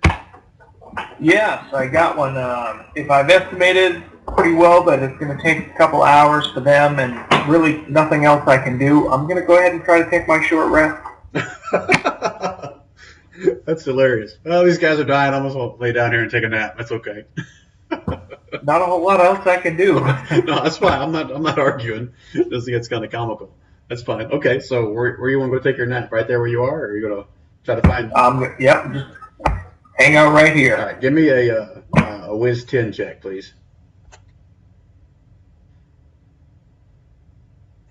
All right, you know that if you lay down right here, there's no way in hell you're going to be able to get a rest with these guys banging away on the rocks. Okay. I could probably move out on these steps, right? Get them. With that Wiz save, you know, if you go down those steps, you probably still be able to hear them. You probably have to move way back in the back of the cavern to get away from that sound. Now, I thought on a short rest it was just, it wasn't necessarily a nap, it was just nothing strenuous.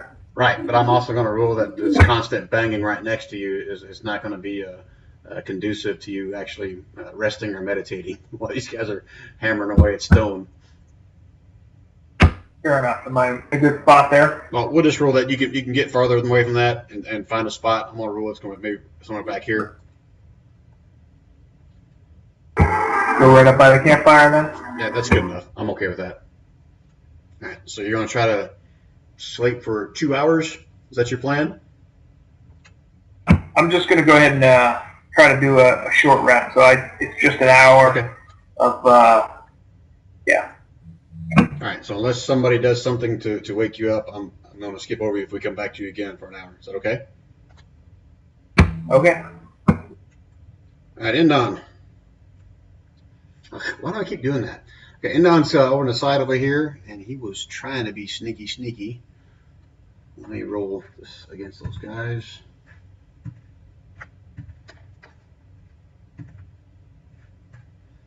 All right, so Corn, I guess, and Baron probably noticed Indon kind of crawl up into the shadows a little bit like he's trying to hide here. And you guys will see up in the dark, see these guys are going to basically circle back around. So they're going to stay the same distance from you, but they're going to turn around and come the other direction.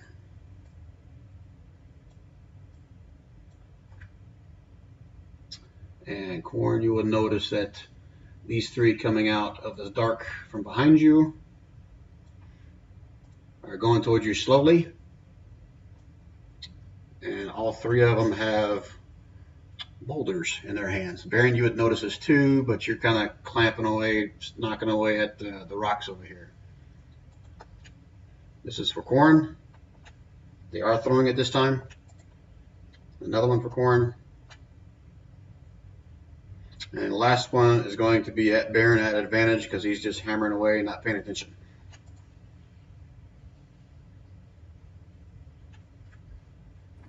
Yeah, that probably hits, I'd say. Yeah, so you're just hammering away at this thing, kind of forgot or not sure what your reason is for totally disregarding the gargoyles, and you get slammed up on the side by a huge Last boulder. time they ran away, that was my reasoning. Right. I love that. Keep reasoning that way. All right, so Indon was hiding. They didn't see him. He's going to get some attacks here. Unfortunately, he only gets one attack. And he gets advantage, 18, and hits, plus a sneak attack.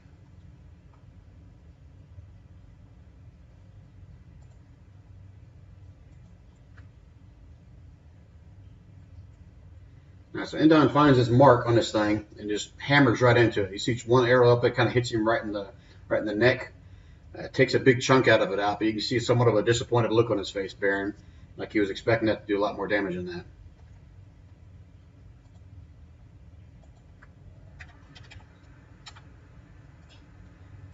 Ease, anything new? No, not really.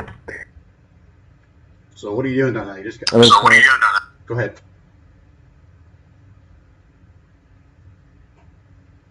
Eves? Yeah, I'm just thinking. Like This is this is an interesting.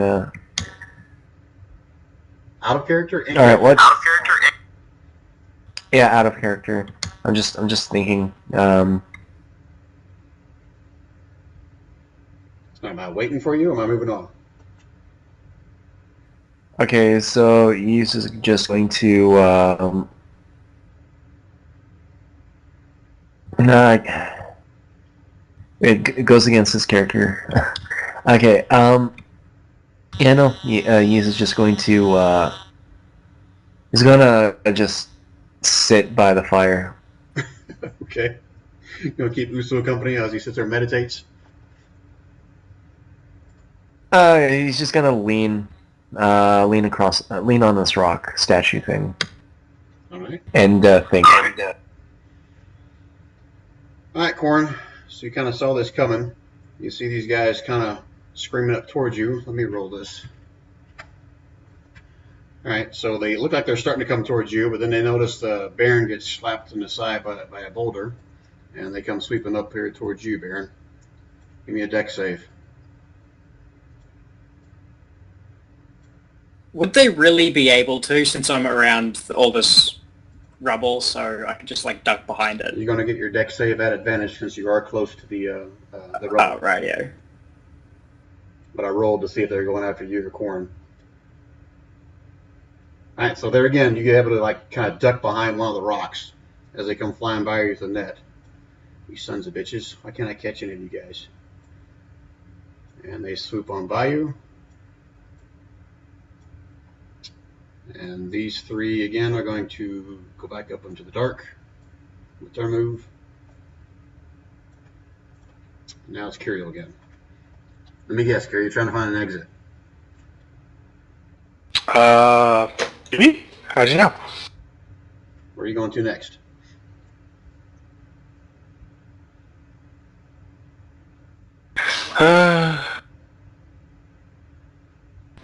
Tell me, are these like side passages? Have you inspected that one yet? I have not. I thought wasn't sure if they were actually considered side passages or not. You can. But yeah. You've seen them from the side. You can start going back in there and to look and investigate if you want.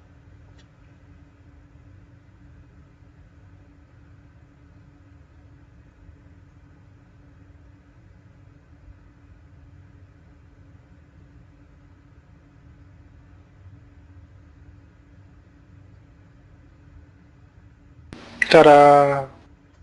At disadvantage? If you're going to dash, you really don't get an action. That takes your full action just to dash over there. Right. Okay. Guess I wait.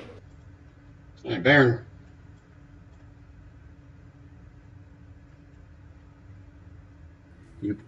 I'm going to go back to the bow, and I think I'm going to fire at one of the glowy ones, probably this fella. All right, let's see it.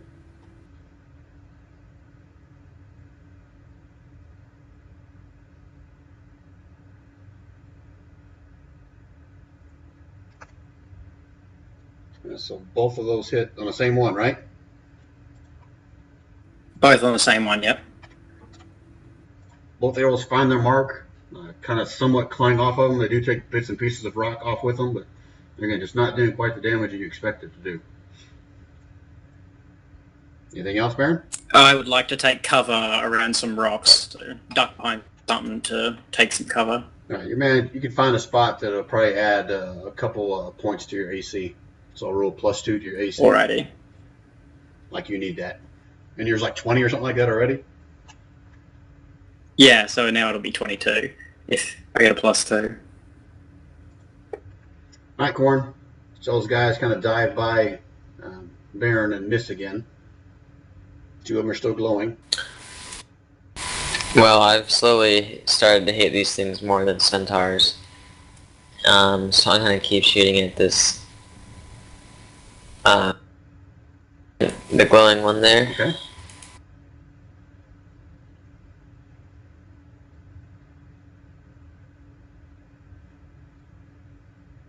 So that's one hit. You have two of them go fly wide. The other one manages to find its mark.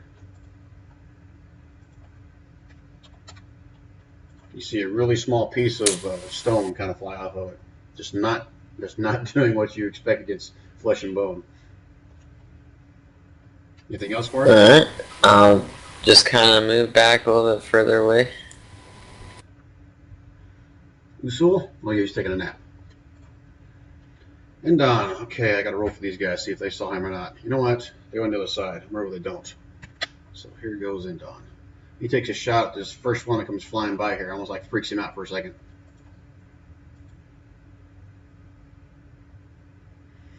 Finds it. Finds his mark.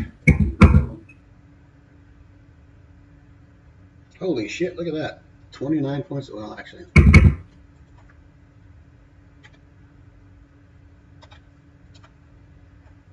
So Indon loses an arrow and it finds its mark and it takes a good chunk of rock out of it.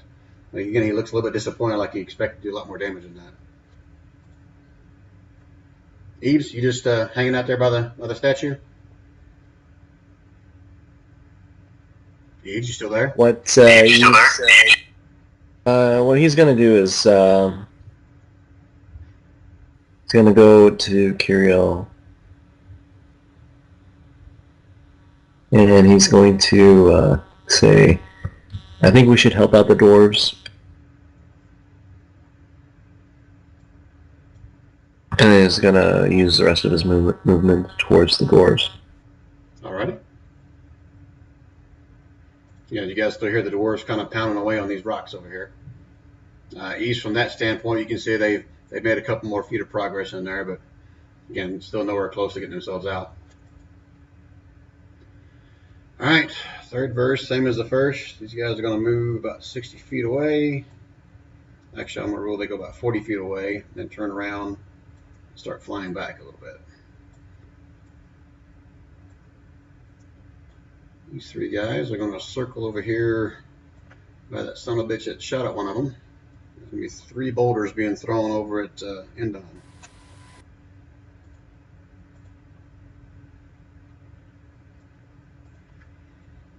So Endon thought he was being awful sneaky over there, but he gets nailed with 2 of them hard.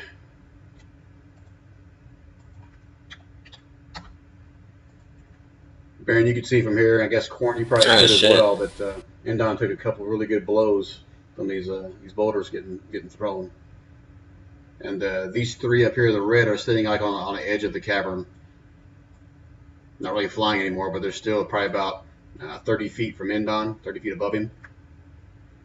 And the other ones have turned around and start coming their way back towards Baron and Corn.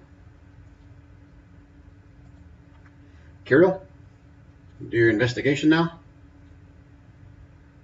Now I do the investigation. You found a rock, and it looks kind of cool. It's got the shape of a head, kind of like yours. Shape of a head like mine? Yeah. It's got a nice little feature. A little rock that looks like my head. You saying I got a tiny head? I'm not saying that. I just said it looks kind of like the shape of your head. How about that? I'm going to keep the rock. Okay. Anything else, Kirill?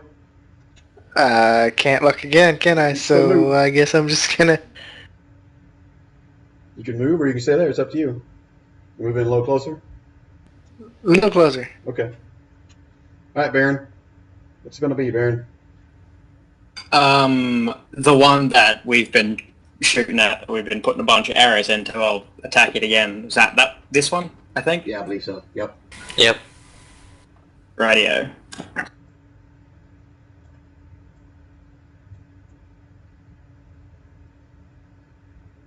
All right, so those both hit. 9, 18.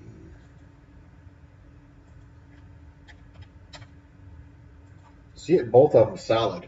I mean, anything else you think you might have dropped with that kind of a shot, but again, it just doesn't seem to penetrate into their thick stone skin.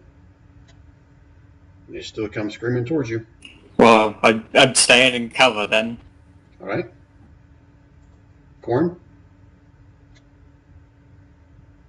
Alright, I'll go for the same one he just did.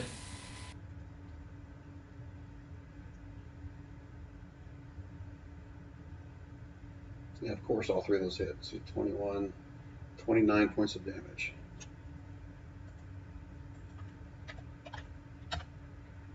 So you shoot 3 arrows at them. I mean, all 3 of them fly through, and they just hit it in all different kinds of spots. You see bits and pieces of rocks flying, and it seems like it's labored right now to kind of keep its flight at this point, but it is still up in the air. Anything else, Corn? Oh, this yellow burn. It's working slowly. Hopefully your friends can get out in time. If I can just catch. Not through that, they won't. If I can just catch one of you son of bitches. Jeez, this is crazy. Still sleeping. Endon, let's see how he's doing on his stealth. He's going, no, he's not.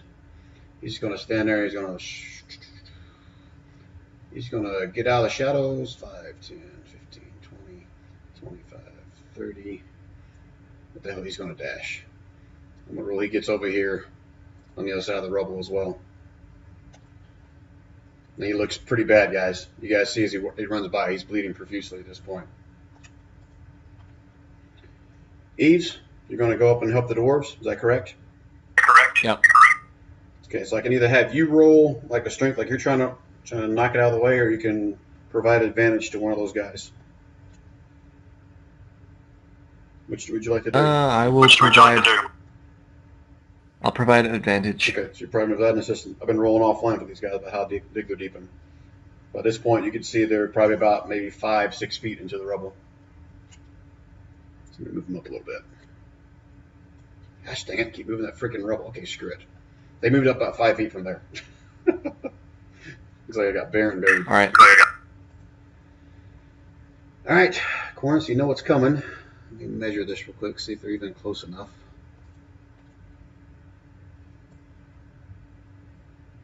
Oh yeah, they're close enough. All right, so these five come swooping in towards you again, Corn. Go ahead and make me a deck save.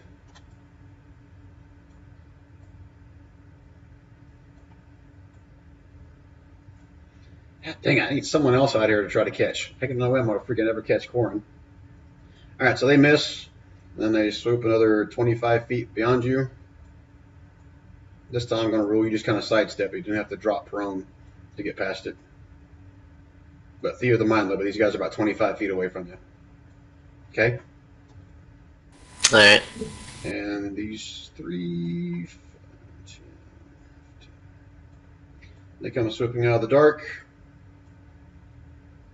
And let me roll. Okay. 2 of them are at Baron. One's going to be at Corn. So these first 2 are going to be hurled at Baron. He gets +2 to his AC.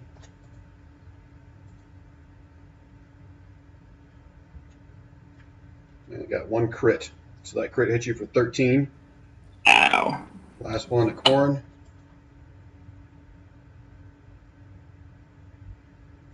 And that obviously misses. Alright, so they're going to come down 30 feet, and they swoop back up onto the cavern. They're kind of sitting on a ledge over here a little bit.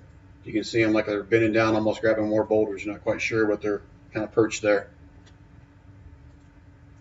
Kirill, you still checking things out? One more time.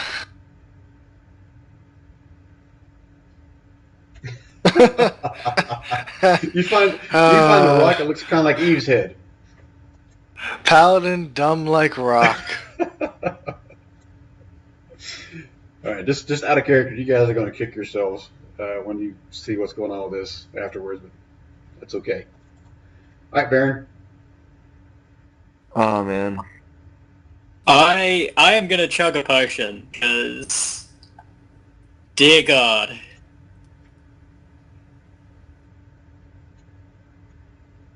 Okay, go ahead and roll it.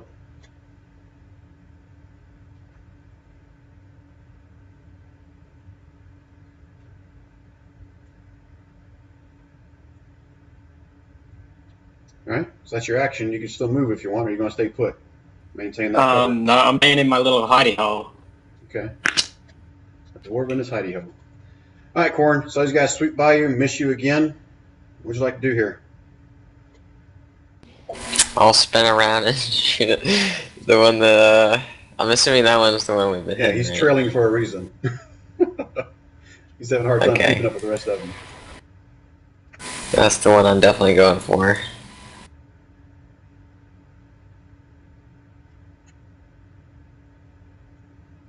Holy shit, man. You and your freaking Matrix. Okay, 12, 23, 33. Is that 41? Did I count that up right?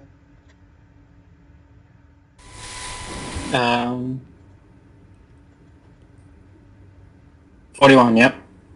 Or regardless, your very first shot hits right in the back of his head and he drops. So if you want to move your attacks to someone else, I'll allow that. Yeah, I'll go for the other one we have advantage on.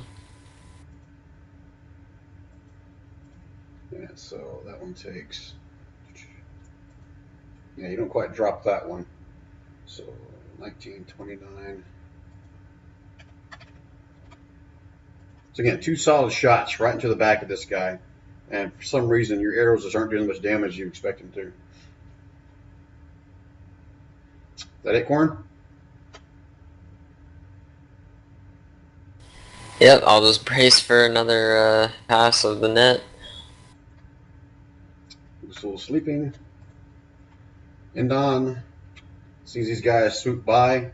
He thinks he's hidden. He didn't have a time to do one, so screw it. He's going to attack. Actually, does he have a potion? Oh, you guys never give him a potion. That's why he almost keeps dying every single time. But it's okay. He's going to shoot at the one closest to him. I'll just shrug. I have no potions left. I can't freaking click on him because he's stuck on this freaking boulder. I gotta move these boulders out of the way.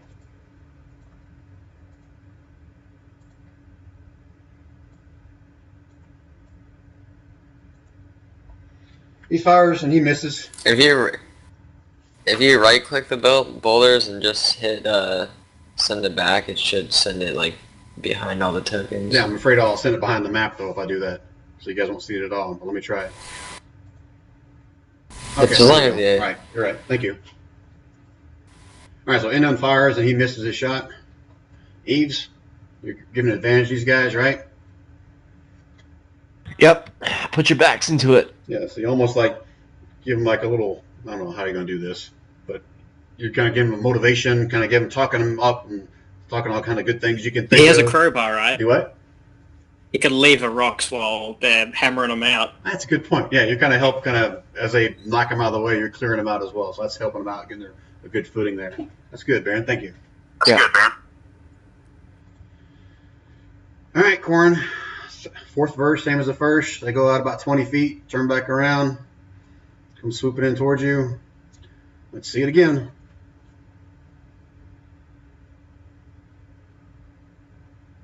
Son of a bitch. Holy shit. This is unreal. Carry us. This is unreal. You can't touch the ninja. So again, they fly by you about 20 feet past you again, looking all pissed off. You hear them kind of screeching and growling something up into the sky. And you see these other guys kind of swoop down off the cavern again. Let me roll. Let's see who they get. Okay, 2 of them are at Corn again. I'll do them first.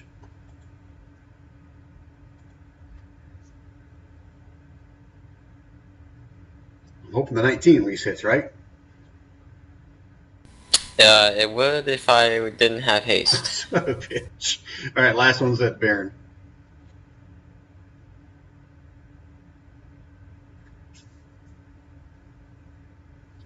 I'm on the ground. 22 hits you? Even with your +2? The AC is 22. Yeah, so defenders win ties. So that doesn't hit you then. Yeah. Okay. You lucky bastard. Alright, that's all the bad guys. That is luck, yeah. Those guys will do that, and then they'll retreat back up 30 feet again. Curiel, I'm going to try to find some more rocks that look like heads.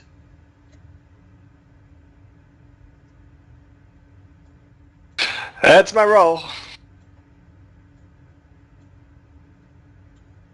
Hey, looky there. This time you peer all the way back into the back. You do a little digging a little bit, but all you can tell is this cave-in's been there for a very long time, and almost like water and everything else has kind of filled all the cracks and everything into it. But you can't see any signs of an exit through this way. Hooray. Anything else, Kira? You going to move? I have moved. Okay. Baron, you're up here. These damn gargoyles keep swooping back and forth like you're watching a tennis match here at this point. Yeah, I think I'll go for this one, the one we have advantage on. Let's see it.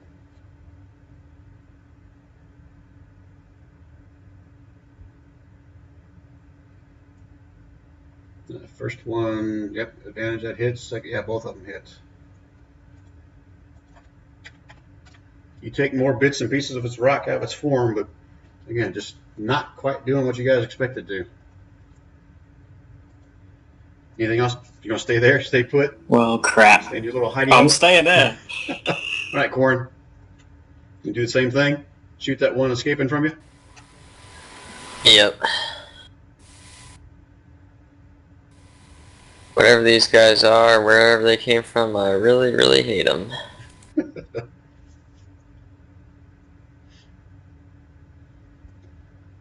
All 3 of them at that same one, correct?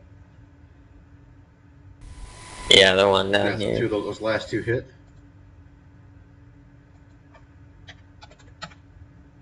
Took some more chunks of its wings out. It's starting to kind of falter a little bit, but it still managed to stays up in the air. Anything else, Corn?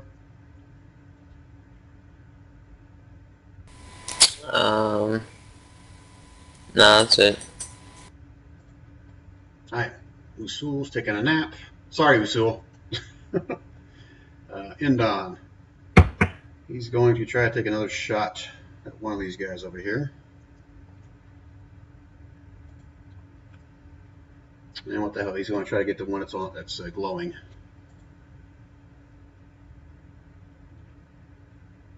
Damn, look at him. It's one. Not so much damage.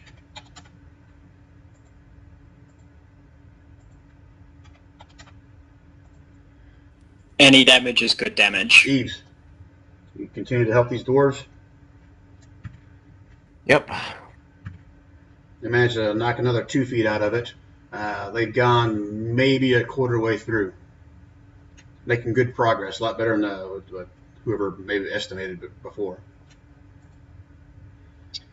All right, 8th verse, same as the first. They swoop back out, come back around. They've kind of angled themselves, so they're kind of going towards you, Quarren, and behind you towards Endon. But go ahead, Quarren, roll me another dex save.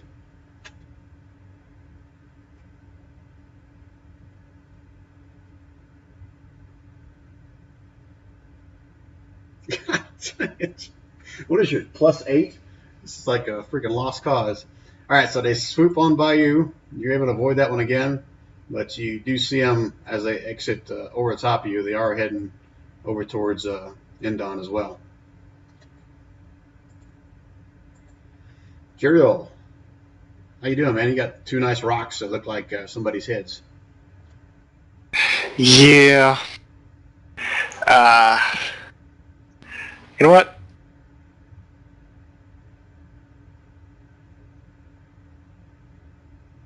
You did say that no one else could fit in to help, right? Correct. Only 2 people in there. Unless, I mean, you can help by like what Eves is doing, kind of help remove rubble. Yeah, I'm gonna move down this way, but that's as far as I can go for now. So that's where I'm sitting. That's all I'm doing. You took all your action to dash, or was that your dash? No, this was the walk, but even if I dash up there, it doesn't really get me much closer. Right. Okay. All right, Baron. We'll take another shot at that glowing one. Yeah, I think so. That's Let's it. try and take another one down.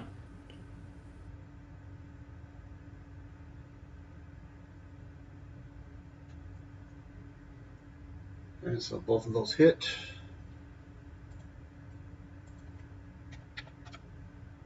More bits and pieces of its stone fly off, but it still managed to stay afloat in the air. Staying put, Baron? Well, crap. Yeah. All right, Quarren. 8th verse, same as the first. Keep picking these guys Yeah, out. pretty much. Keep swooping by you. They're coming by. I mean, hell, they're flying right by me. I might as well keep shooting. Son of a bitch. I'm gonna do first 2 attacks. Because that's 19.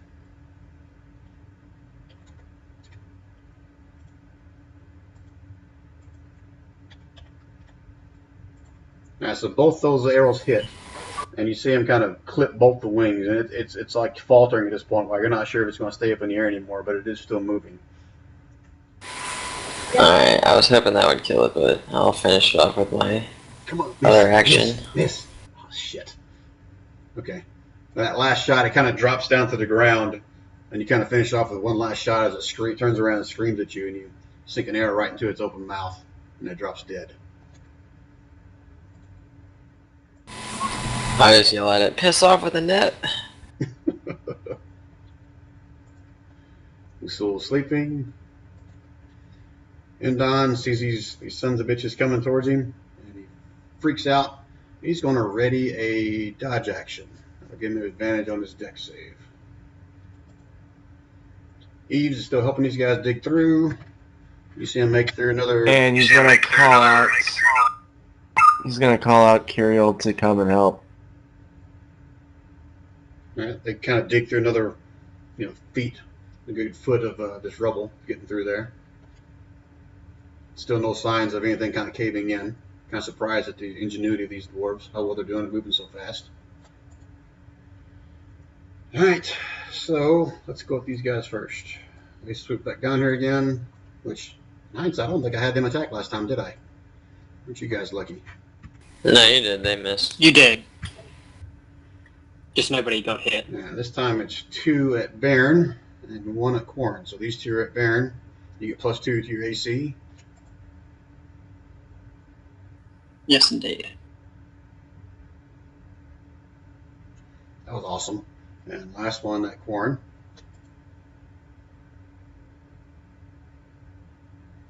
These guys can't hit a freaking broadside of the barn. Just gonna go back up here. Yeah, that dwarf is hanging on by a thread. This is nuts. I did not expect this encounter to last this freaking long, but they can't hit or catch shit. All right, Kirill. You gonna go help these guys, or you gonna do something else? Well, I'm not sure what I can do for helping, but yeah, I'm gonna move up and let's try and help out. All right, so both of you guys are providing advantage. So I'll roll for them whenever it gets to be Baron's turn to see how far they get. All right, Baron. Oh, hold on, stop. I didn't finish my bad guy's turn because they're swooping over here at freaking Endon. Gosh dang it. Yes. All right, so Endon makes a dex save with advantage, so damn it. Son of a bitch. And they miss again. And this time you see him kind of swoop up the side of the cavern and going up into the dark. You guys can, let me check the distance here. Yeah, you can still see him, Quarren, but they're starting to fly up into the sky. All right, now let's go back to Baron.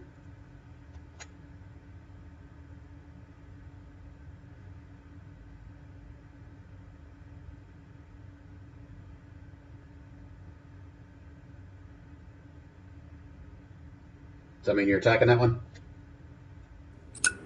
Yeah, that's what I'm getting. Or going for.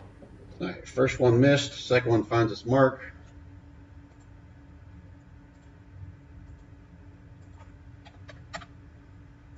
Doesn't drop him, but... I will lie down. So I'm even more covered by this stuff, because I really don't want to get hit. Okay, so if you lie down... Okay, so how the rules work in typical Dungeons & Dragons, if you lay down, any kind of arrow attack has disadvantage. So I'm going to explain this to you how I hate this rule in certain situations. If someone's on the ground shooting at you, I agree with that. But if someone's flying up in the air and shooting at you, I don't agree with that. So you'll not get... What's the angle, though? I'm not sure, because that's why I'm asking. They'll come in probably about a 45-degree angle when they're throwing these boulders. Okay, then I won't bother lying down. Okay, right. I mean, you guys okay with that? That's just one of my pet peeves. That I can't stand that rule that if you lie down and someone's above you, how's that supposed to give you advantage? I just kind of think because like I'm behind something and then they're coming in towards me from that angle. So if I'm lying down behind that thing, right? That's why I kind of gave you +2 to your AC because you're kind of hiding behind the rubble. Yeah. All right. Anything else, Baron? Nope. That's it. All right, Quarren. You see those 3 kind of swooping up high into the sky. Yeah, I'm gonna tell Endon to huddle up by the rocks like Baron is. And then I'll come over here a little bit and fire at the one he shot at. Alright, let's see it. Son of a bitch. Damn. Do you ever miss? Well, I guess you have a couple times, but damn. Alright, so all 3 of those hit. So let me do the math here. So it's 9, 22. First 2 don't drop it, but your last one does. So you think 3 arrows and thing like it's almost like it's wasn't expecting someone to hit with that kind of accuracy. You see it drop and it kind of falls another 20 feet to the ground and kind of shatters into a bunch of stone pieces on the ground. Anything else, Quarren?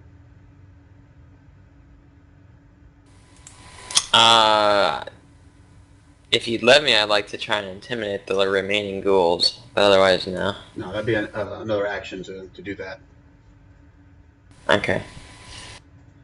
Usul sleeping. Sorry, Usul. And Don, he heard you. He looks behind him at the ones flying away, and he kind of huddles back under the rubble, kind of like what Baron's doing. He looks around nervously, and he readies his bow to shoot anything that comes toward him. He's just hoping these guys. Oh yeah, I got to roll to see how far they get. That was bad. That was even worse. They seem to kind of slip on some of the rubble, like you guys aren't doing that. Oh yeah, they get advantage. Hold on. Holy crap, that was still horrible. So they managed to slip and fall on some of the rubble. You kind of turn around and cuss at you a little bit, and Dwarven, if you guys understand that you're not getting all the rubble out of their way. And they make maybe 6 inches of progress. Anything else, Eves?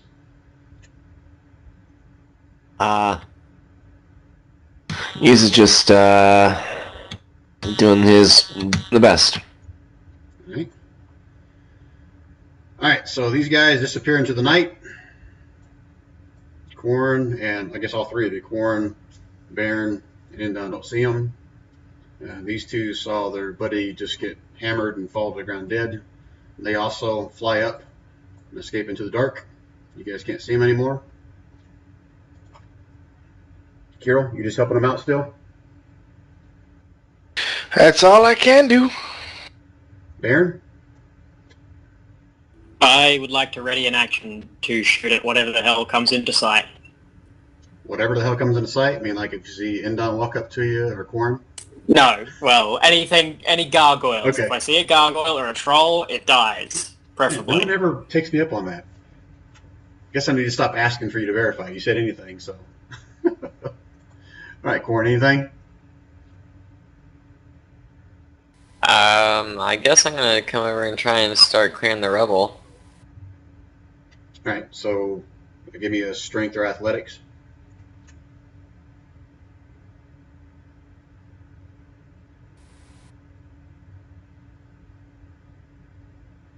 All right, you're managed to remove maybe about 6 inches worth of rubble. Got a couple big pieces in your way that you can't quite move out of the way. Okay, I'll use my second action to do the same thing.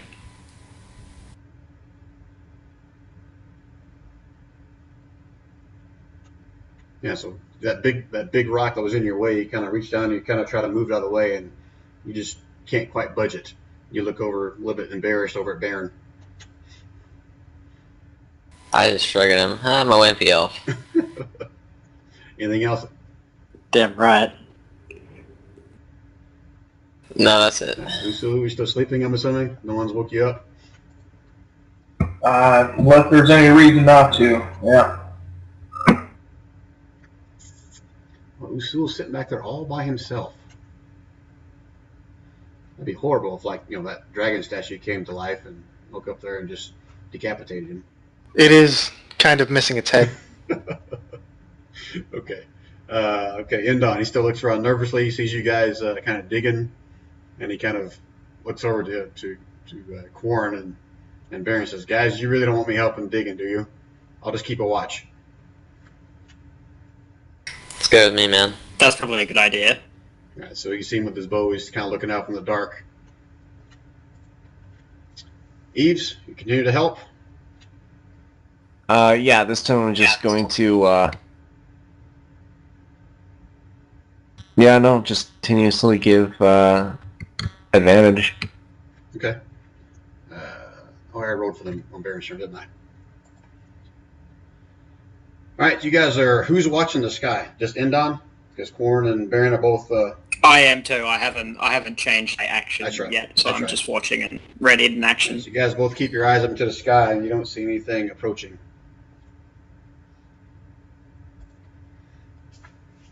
All right, Kirill, anything different? Nope, nada. Keep with the digging. Same for you, Baron? You keeping a watch, or are you going to start digging?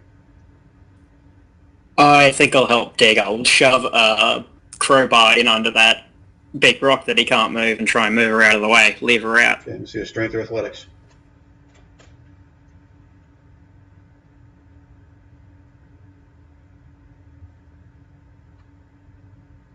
Oh yeah, you have to easily kind of put your crowbar in your thing, kind of don't really move it out of the way, but you kind of get it out of the way of Quarren. You kind of move it to the side so that Quarren can get to the smaller stuff behind it. All right. Quarren, you going to continue to dig?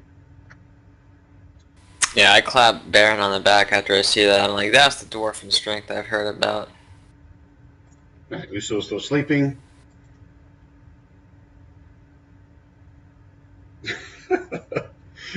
Warren, you just start digging at this stuff, and you look at how you can hear the banging of the doors inside there, but you just can't seem to make that much progress. Your first one, you kind of slip and you fall. Your second one, you're able to kind of dig a little bit, but just not making much progress at this point. I just look back at Baron. This is why elves don't tunnel. All right, so as far as It would seem so. So as far as you guys know, you guys are out of initiative. You haven't seen these guys come back. They went through the darkness. And Baron, you're going to probably, I'll rule this, you don't have to roll for it with your stone cunning. You're going to know it's probably still going to be close to an hour and a half, 2 hours to kind of dig your way through this pile of rubble into the cavern in there. It's all we can really do, though. So, Alright. we got to rejoin the party. We don't know if anyone's under that rubble. So, Alright, so all you know from you guys is you guys just want to take the next hour and a half and dig through this, or is there anything else you want to do in the meantime? Let's just speed through this. I would like to tell Indon to keep a watch. Make sure Okay, yeah. that there's nothing sneaking up on us. Indon will happily agree to that endeavor because he looks at all the rubble there and looks down at his little wimpy arms and says, okay, no problem. And I'll give Quarren, I'll just put out my digging stuff. I have a shovel, I have a hammer, and I have a crowbar to work on digging, so... All right. Yeah, it we might need to be best use. if I just clear the stuff that you're digging out. You know, I think you're probably the man on the mission here. I'm just gonna help you. Radio. All right, anybody on the inside? They gonna do anything different than help dig? Nope. All right, so I said this whole thing started about 1 o'clock. Here's what I want to do. I want Baron, you roll 3 times. 1 for you and 2 for the other dwarves. And this will determine if it takes the full hour and a half to get through this or if you guys can get a little bit quicker. All right, I'll rule that you got through it in about an hour. So it's now about 2 o'clock in the morning. By the time you guys clear this debris out, when you guys do reach the center of the debris, you guys will find your other dwarf friend here that is expired, no longer breathing, kind of just all smashed up from all the rubble, and he is no more. The other 2 dwarfs look, somewhat disheveled, somewhat really distraught at losing their good friend here. And I give a quick prayer. Are his eyes open or closed? his eyes were open. I closed them. You've got both your dwarf friends to take off their hats and kind of mumble something in Dwarven as well to your god or deity, which you said your prayer to. And they'll suggest that they take his body back inside and bury him underneath the rocks in the mountain with the pride of his tribe. That's a good idea. I think we should Yeah, do I that. offer to help him out. I'm just saying, out of character, he already was buried under them. That was not nice. Don't make fun of the dwarves. You're lucky that was out of character. One of the dwarves would have socked you for that one. All right, so they'll carry the guy back into the cavern over here. And Baron, you want to pick a spot somewhere where you want to bury him, or?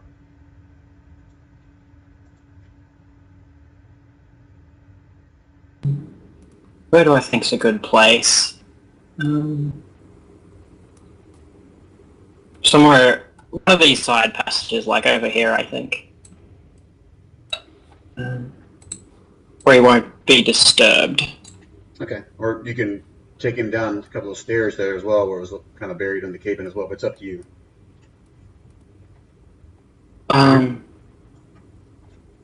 think we'll do it there, yeah.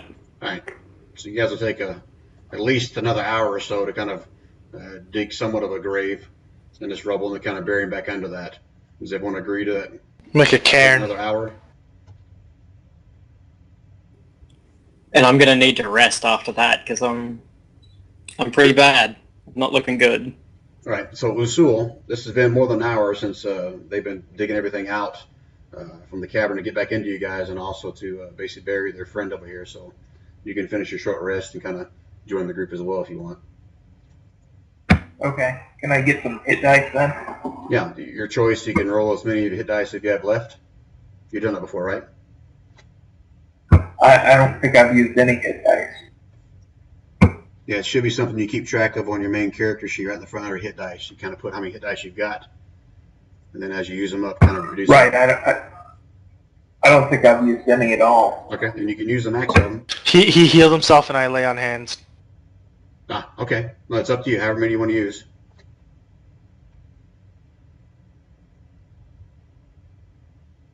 That's good. Okay, yeah, just make sure you're marking that down on your front character sheet until you've finished a long rest, then you get those back. All right, so Baron, you said you wanted to rest as well? Yeah, I'll have to, considering how much health I A have. short rest or a long rest? What are you asking for to share with the group? Short rest. Short rest is all I need, All right, so and I'll be your good. friend Ryber will also join you for that nap as well. I guess both of you guys will. They both took a little bit of damage, I guess, from that cave-in. Anybody else want to take a short rest?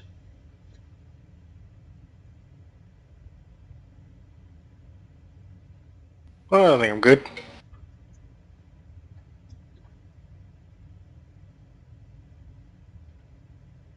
All right, Baron, these your comrades have the same number of hit die as you, so I'll let you decide how much you want them to try to heal. You want to try to heal up as much as possible, or just get close? Yeah, heal up to full. Now, if you're okay, I'm just going to use your rolls you got there, if you're okay with that. Yeah, no worries.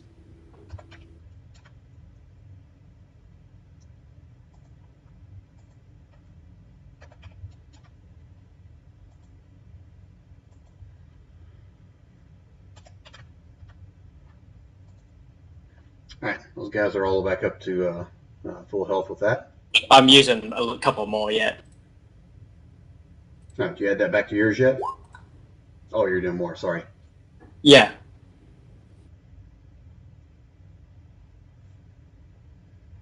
Anything else you guys are doing while these guys are taking that hour rest? I'm just sitting by the dead dwarf, kind of like honoring him in my own way. I'm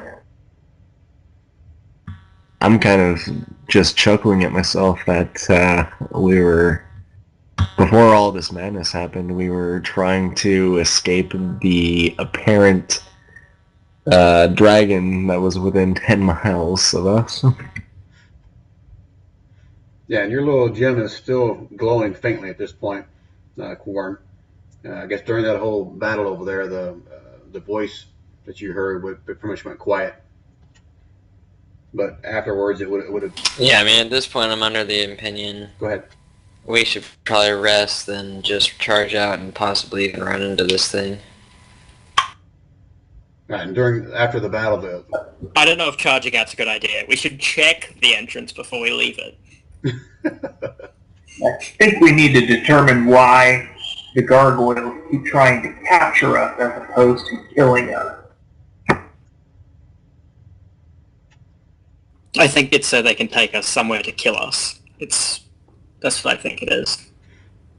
Again, Baron, but being in this valley a little bit longer than these guys, you would have seen the gargoyles kind of carrying off other types of creatures, deer, occasionally a small bear or a decent-sized bear.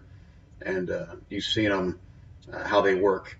Well, they'll capture them with a tent, and 2 or 3 of them will circle around, just keep bashing it with the rocks until it either dies or falls unconscious. You're not really sure, and they carry it off towards the north. Why did the trolls help out the gargoyles? Or was that an unintentional thing?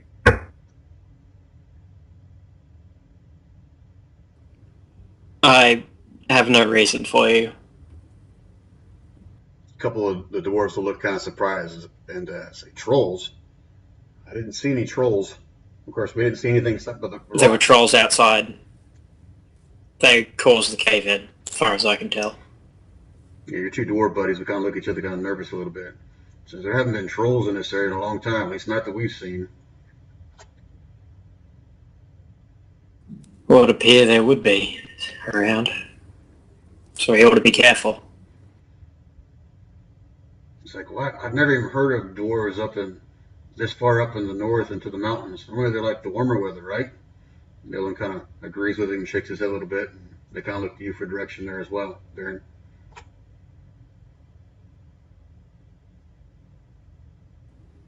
They didn't look like normal trolls, I don't think. So I'm not sure what's going on there, but maybe they're used to living in this sort of climate. Both of them kind of shrug a little bit, but they said, well, we just better keep an eye out because I'm not looking forward to any kind of encounters with those some bitches. I feel like I know what kind of trolls you're talking about, but at this point, all I care about is just getting away from here. All right. Anybody do anything else during this? Oh yeah, I got to check on Indon. Kirill's just hanging out with Indon, kind of watching the gate, I guess. Yeah, sorry, I meant to move Indon inside. Got sidetracked with you guys all talking here. Indon would have came in and done a short rest as well to kind of heal up a little bit. So let me roll some of his.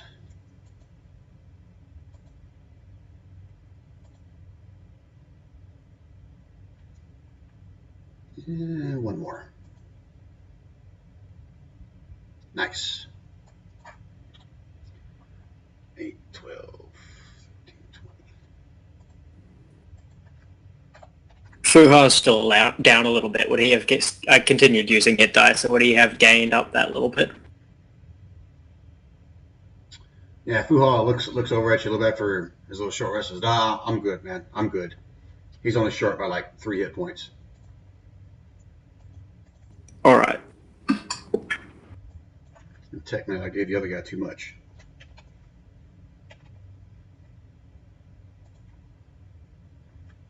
All right. Anything else you guys want to do after your short rest here, or during your short rest?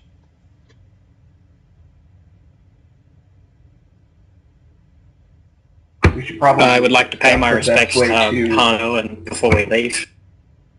All right, so I'll rule you guys erected some kind of a religious symbol or tombstone or something, and kind of marked his last spot. And We've left his weapons over it where he was buried, and his helmet sitting on... What was his weapon of choice? he had the mace and half plate and a shield. We buried the head of the mace down over his body, and his helmet is resting on the hilt of the mace.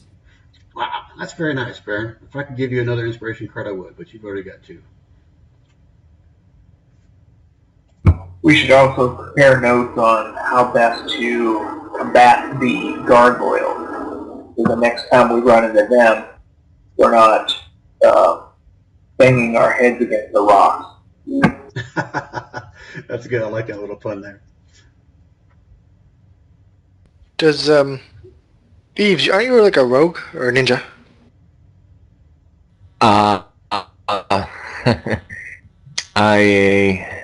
I'm skilled in Sensing traps?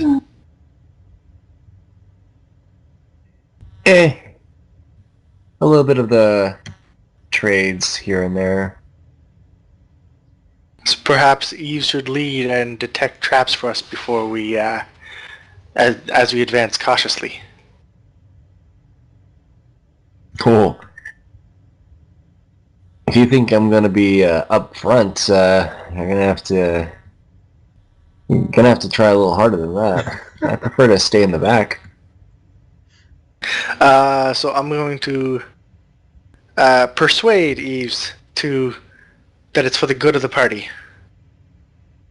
That he helps us, that we can all escape together if we work together, and he'd be a big contributing factor. All right, so here's how I do this when there's conflicting, conflict on something. Easy. If you really don't want to do that, then I'm not going to have you roll. If you're just kind of role-playing it, then I will do a persuasion versus your insight.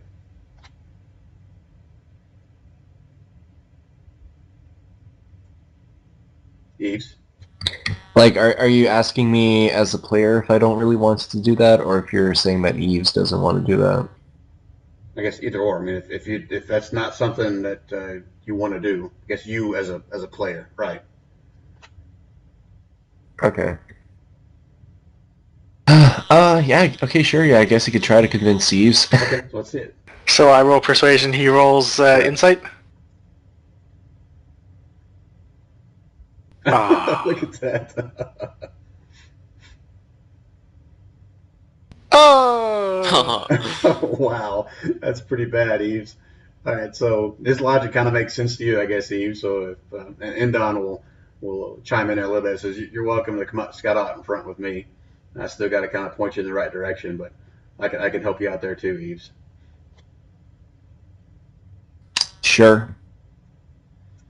All right, so a couple of dwarves heard Usul kind of talk about whether or not they want to come up with some kind of plan of action or what we want to do next time those gargoyles attack, and they'll kind of chime in. It sounds like a good idea.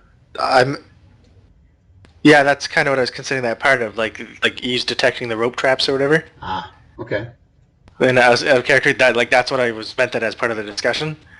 Dwarves didn't understand it that way. They just thought you were just being clever. They didn't know they had anything to do with what Usul said. Ah. Usul, you want to offer anything up? Or are you okay with that?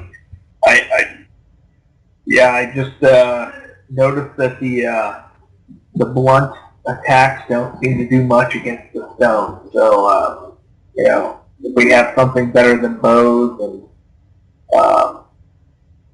something that would work against rock would probably work best against the gargoyle. Got any acid? Who are you asking? Does acid affect stone? I'm asking because common way to weaken supports if you don't want to have to be in the tunnel when it collapses. Usul, roll me a, how would you know that? Just roll me a nature check. See if you think acid will affect rock.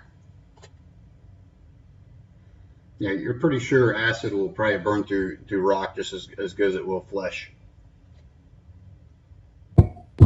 Okay. Well, I don't have acid. I have poison spray, which I don't think will work on rocks, but whatever else I can do. All right, I'm sorry, Baron. You said something when Usul was talking as well. What'd you say?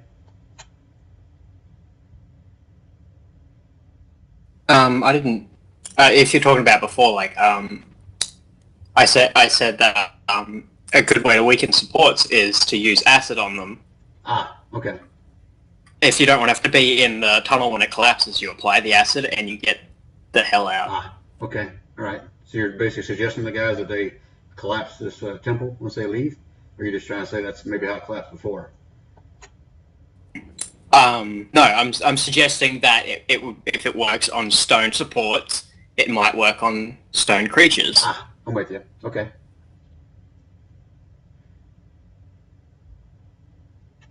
All right. Anything else? Any more discussion or role playing before you guys decide to head out again? I'm assuming you guys are ready to head out. It's currently about 2 o'clock in the morning. Almost. It would be a little later than that, considering that we've had to have a short rest. So wouldn't it probably be more like 3:30, 4? Sure, I'm okay with that. Like Usul took a short rest. It was normally an hour. Then you guys took a short rest, an hour. Well, yeah. Then you took another hour. And it took us an hour to dig out Hano. Right. Okay, so yeah, okay, 3:30, 4 o'clock. Not quite daylight yet, but it is still dark outside. So if you guys are all ready to head out, let's see how I want to do that. I want you guys to give me a marching order going this direction, towards the north. So I'll move Endon up here towards the front.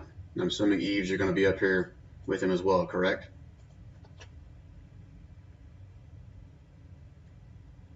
Eves, you still there? Yeah. Go and move yourself up there next to Endon. I'm kind of giving like a marching order heading north before I move you guys.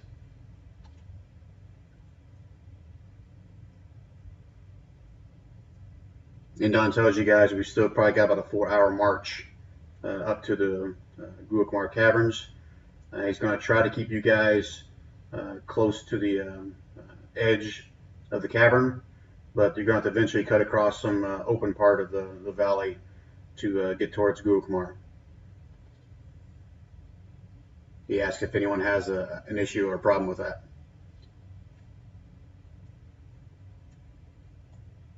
No issues. Yeah, these other two dwarves are going to kind of flank you, Baron, because they have all kinds of respect for you. All right, that's your marching order? Yeah, and while we're marching, Eves is just going to look towards the doors and be like, so what's your history? Our history? Dwarven history? Are you... Well, I mean... Are you brothers, family, friends, co-workers? We served together in the army. And we're consider each The other army of brothers. Village. Ah, So, as close as brothers are. well, sorry for your loss. Thank you. Yeah, the two dwarves just kind of grumble something in Dwarven. Any other conversation thing you guys want to have on your way before I move you?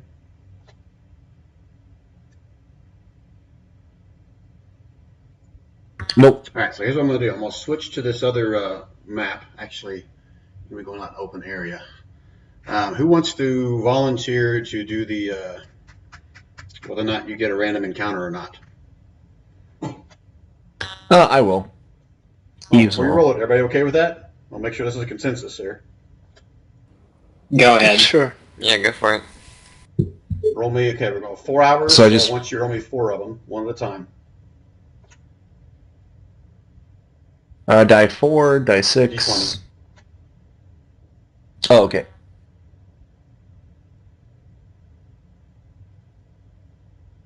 Okay, go and roll me the next 3, because that's going to result in something.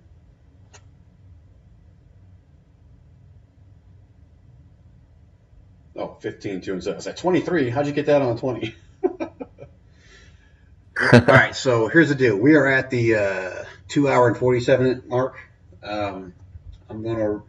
You'll find out in the next session what you run into. So you didn't quite make it to Oh, great. Kumar yet. Just a heads up, there will be something coming up there. So let me at least move you guys to an open snow map, and we'll pick it up from there next time. You guys okay with that? All right. Yep, no Sounds worries. good. Okay, eeny, meeny, miny, mo. Which one do I want to pick?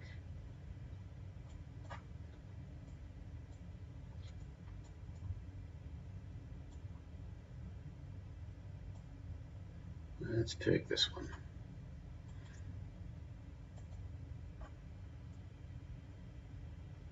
Oh, we got Fog of War on. Let me just open it up. Yeah, by this time you'll have sunlight out.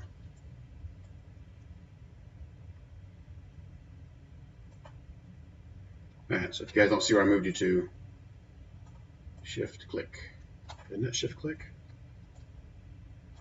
Oh, I hope I actually had select on. Alright, I got everybody there, right? Everybody's in there? Yep. Yep. Look like Alright, so have our next session. We'll pick up where we left off. I'll rule that this was in your first hour. So you're still, by estimation, you're about 3 hours away. I may end up changing this map since you guys are close to the rocks, but that's what we'll pick up next time.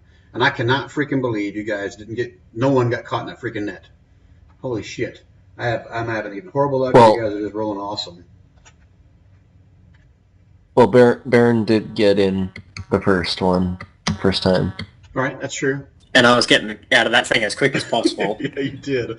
You survived that. Oh, the one thing I was going to show you guys. So as you guys are all like just helping the dwarves dig or taking a nap, and Kira's the only one looking for stuff. Let me go back over here. Kira stopped, but back in here. Let me move you guys back over here to this other map. Back over here. So up in this corner, there was a squeezable passage you could have got through on top. You could have escaped out through. You guys just never made it that far. And I thought I gave it away because you see, like right here, it's got an S. You guys can see that? Thought I revealed too much. you get like light rubble and stuff around, and that didn't seem like the other one seemed like entrance to begin with. That just seems like a wall straight up. Right. So there's like no indication like the other ones had. Right, but that was basically your exit. So you guys just kind of stopped, and Uso took a nap, and Eve's kind of sat down next to him. Like, okay, guess they're just going to stay there for a while. Oh my gosh. I thought for sure Imperial was going to find it because he's going all over the place, but then he just stopped, and I was okay. This will be interesting. Well, I thought they were just going to have to be stuck in there. That's what I thought was supposed to happen, but No, I was hoping they would That's eventually pretty funny find the that he exit. just gave That's why up. I said, okay, well, I'll give him a couple hours to dig through that too. But holy crap, I cannot believe I didn't catch any of you guys. Of course, having Corrin out there, the Matrix guy, dodges everything, and then both, Baron got up on the rocks and helped himself out as well. So that's crazy. But it did help with that potion, because otherwise I would have been caught once. oh, that's right. Yeah, you and your freaking speed potion. But you've had that for I don't know how long you've had. I forgot you even had that. It was at least 10 sessions I've had that. Right. Okay.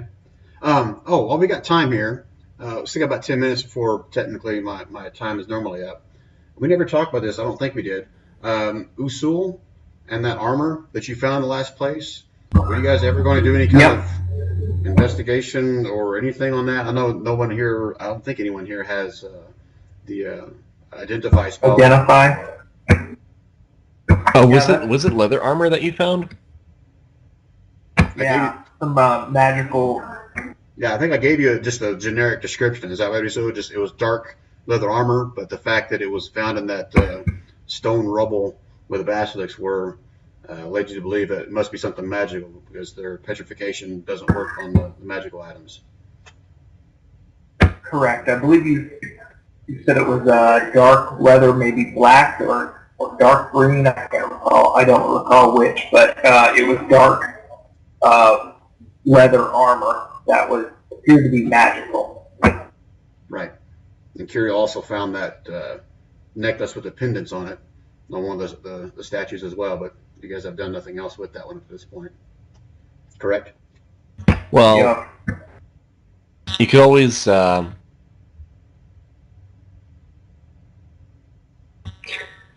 someone could always attune to the magical item and then find out what it does that way. Right. You'd have to actually don it or wear it for up to an hour.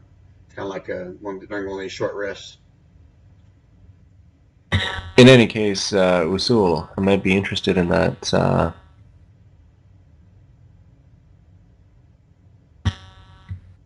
Would you care to make a trade? I'm open to whatever you've got, but I'm pretty interested in it myself as I have a 3-4 AC. Pardon? I'm pretty interested in the armor myself as I have pretty poor armor class. So Okay, I see. yeah, but what do you have in mind? Well, if you need it more than I do, then I won't try to take it off your hands. You could always attune to it and see what it does. Does that actually tell you what it does, or is that just give you a good idea? I'm sorry. I'm sorry, Sue. I didn't catch all that. Say it again. Will that actually tell you what it does if you attune to it? And, will that give you, let you know what it does, or is that would I still have to find an identified spell? When you attune to any magical item, you automatically know what it does. If I'm not mistaken. Yeah. But it could be cursed. That's the only reason why Identify is a decent spell to have, but what are the chances Brian's going to curse us, right? Oh. I'm sure it'll be fine. Yeah. Yeah, Andrew. But I'm Go ahead. I'm game to try it. So we're going to roll that you did that during your short rest, or are you going to do that later? What do you think? If I could have done that during the short rest, then that would have been great. Okay. If I could still do that now. Would Eves had to have talked you into it, or you think you would have done that with your general knowledge that that's how you can identify stuff? Yeah. All right, so let me go find my sheet with that, and I'll share with you what it is. So I'll rule that you put that on during your short little rest there, sitting by the fire while everyone else is digging, right? Yeah. All right, give me a second. Got to find that that sheet. Actually, I think I put it on one of that map. Let me go back to that map.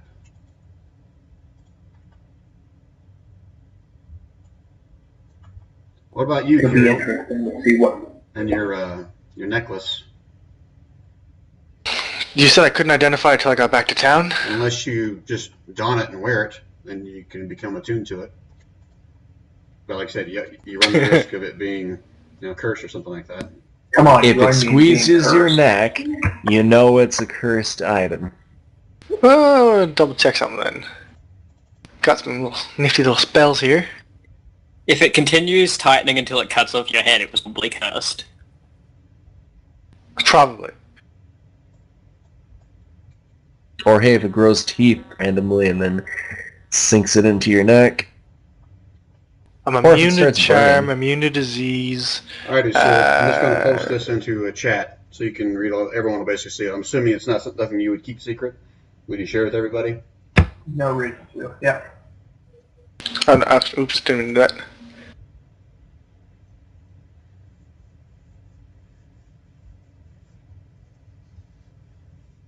Ooh, that's nice. That's right. And I think I shared with you that you would have recognized the craftsmanship of being from Elven origin.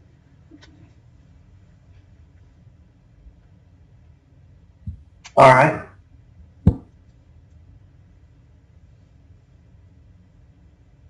So now that you know exactly what it is, and I'm assuming you share that with everybody else, you understand the history behind it and what it can do for you. It's your choice whether you want to keep it or share it or trade it or whatever you want. If you want, Yeah. I can give you studded leather armor for that. Not sure that I can wear studded leather. It's light armor. Yeah, but druids can't wear anything with metal on it. They're not supposed to. They'll be frowned upon by other druids. That's why Tikans Great. never take anything other than leather as well.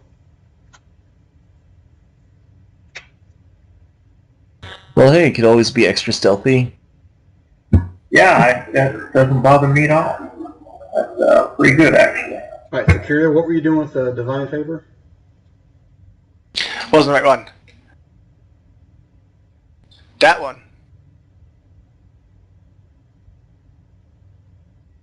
It detects magic. It doesn't really. And it tells me what kind of magic it is, what school it's from. I guess that could help. All right, so give me a second. I gotta look this up as to what it's. And it's anything within 30 feet. So is there any other magical stuff around, since we're hanging out in this temple? How long have you had this spell? Since the beginning? Really? I have never used it.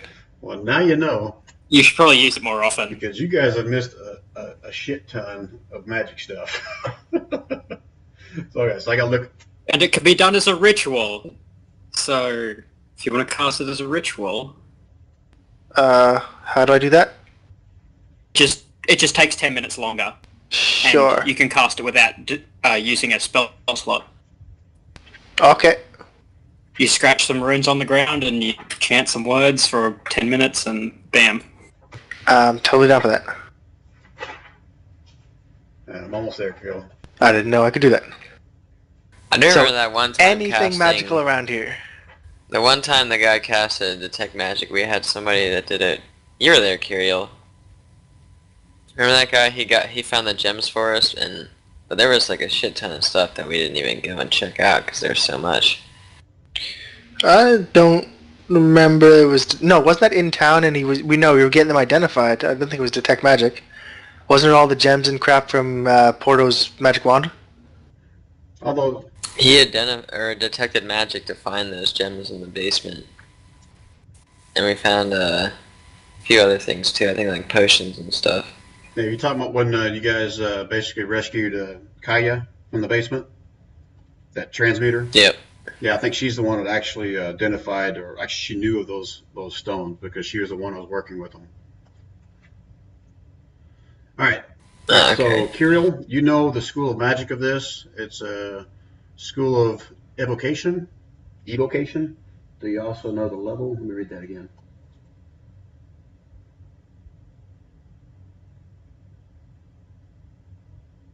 No, just school of magic. All right, so you know it's a School of Magic if it has one. It's the school of evocation. Has that kind of an aura about it. And anything within 30 feet, so most of this room. Any other magic stuff? I It's don't think all so. starts Let glowing. me go back and look.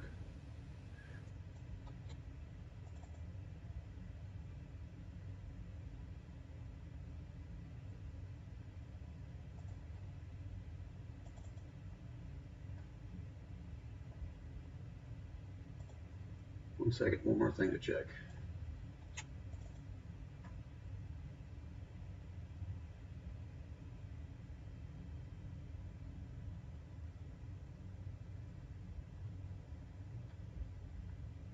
Ooh, actually, yeah, you would notice something else. Within 30 feet, right? Jackpot. Yep, and I can move when I do this, so totally be like, anywheres. Hit me. All right, Come on. So this would have happened. Kirill's just running around trying to find any. All right, move yourself back up here. This would have happened early on in here. Since you guys were checking on the dragon statue, but these ceilings in here, in the main corridor, the main room here, they're probably about 30 or 40 feet up. In here, it's a little bit narrow, maybe 20 feet up. But 20 feet up in the ceiling, buried right in the center of the ceiling, is a you can't tell exactly what it is. It looks like some kind of a giant dark ball, globe, something like that. That's radiating magic, and that. I'd say it's faint aura, so I'd be able to see the shape, right? Yeah, Because I see the that's what I outline. said. It's like a globe or a sphere or something kind of stuck up into the center of that room up there. And give me a sec. I got to look up what kind of school this would be.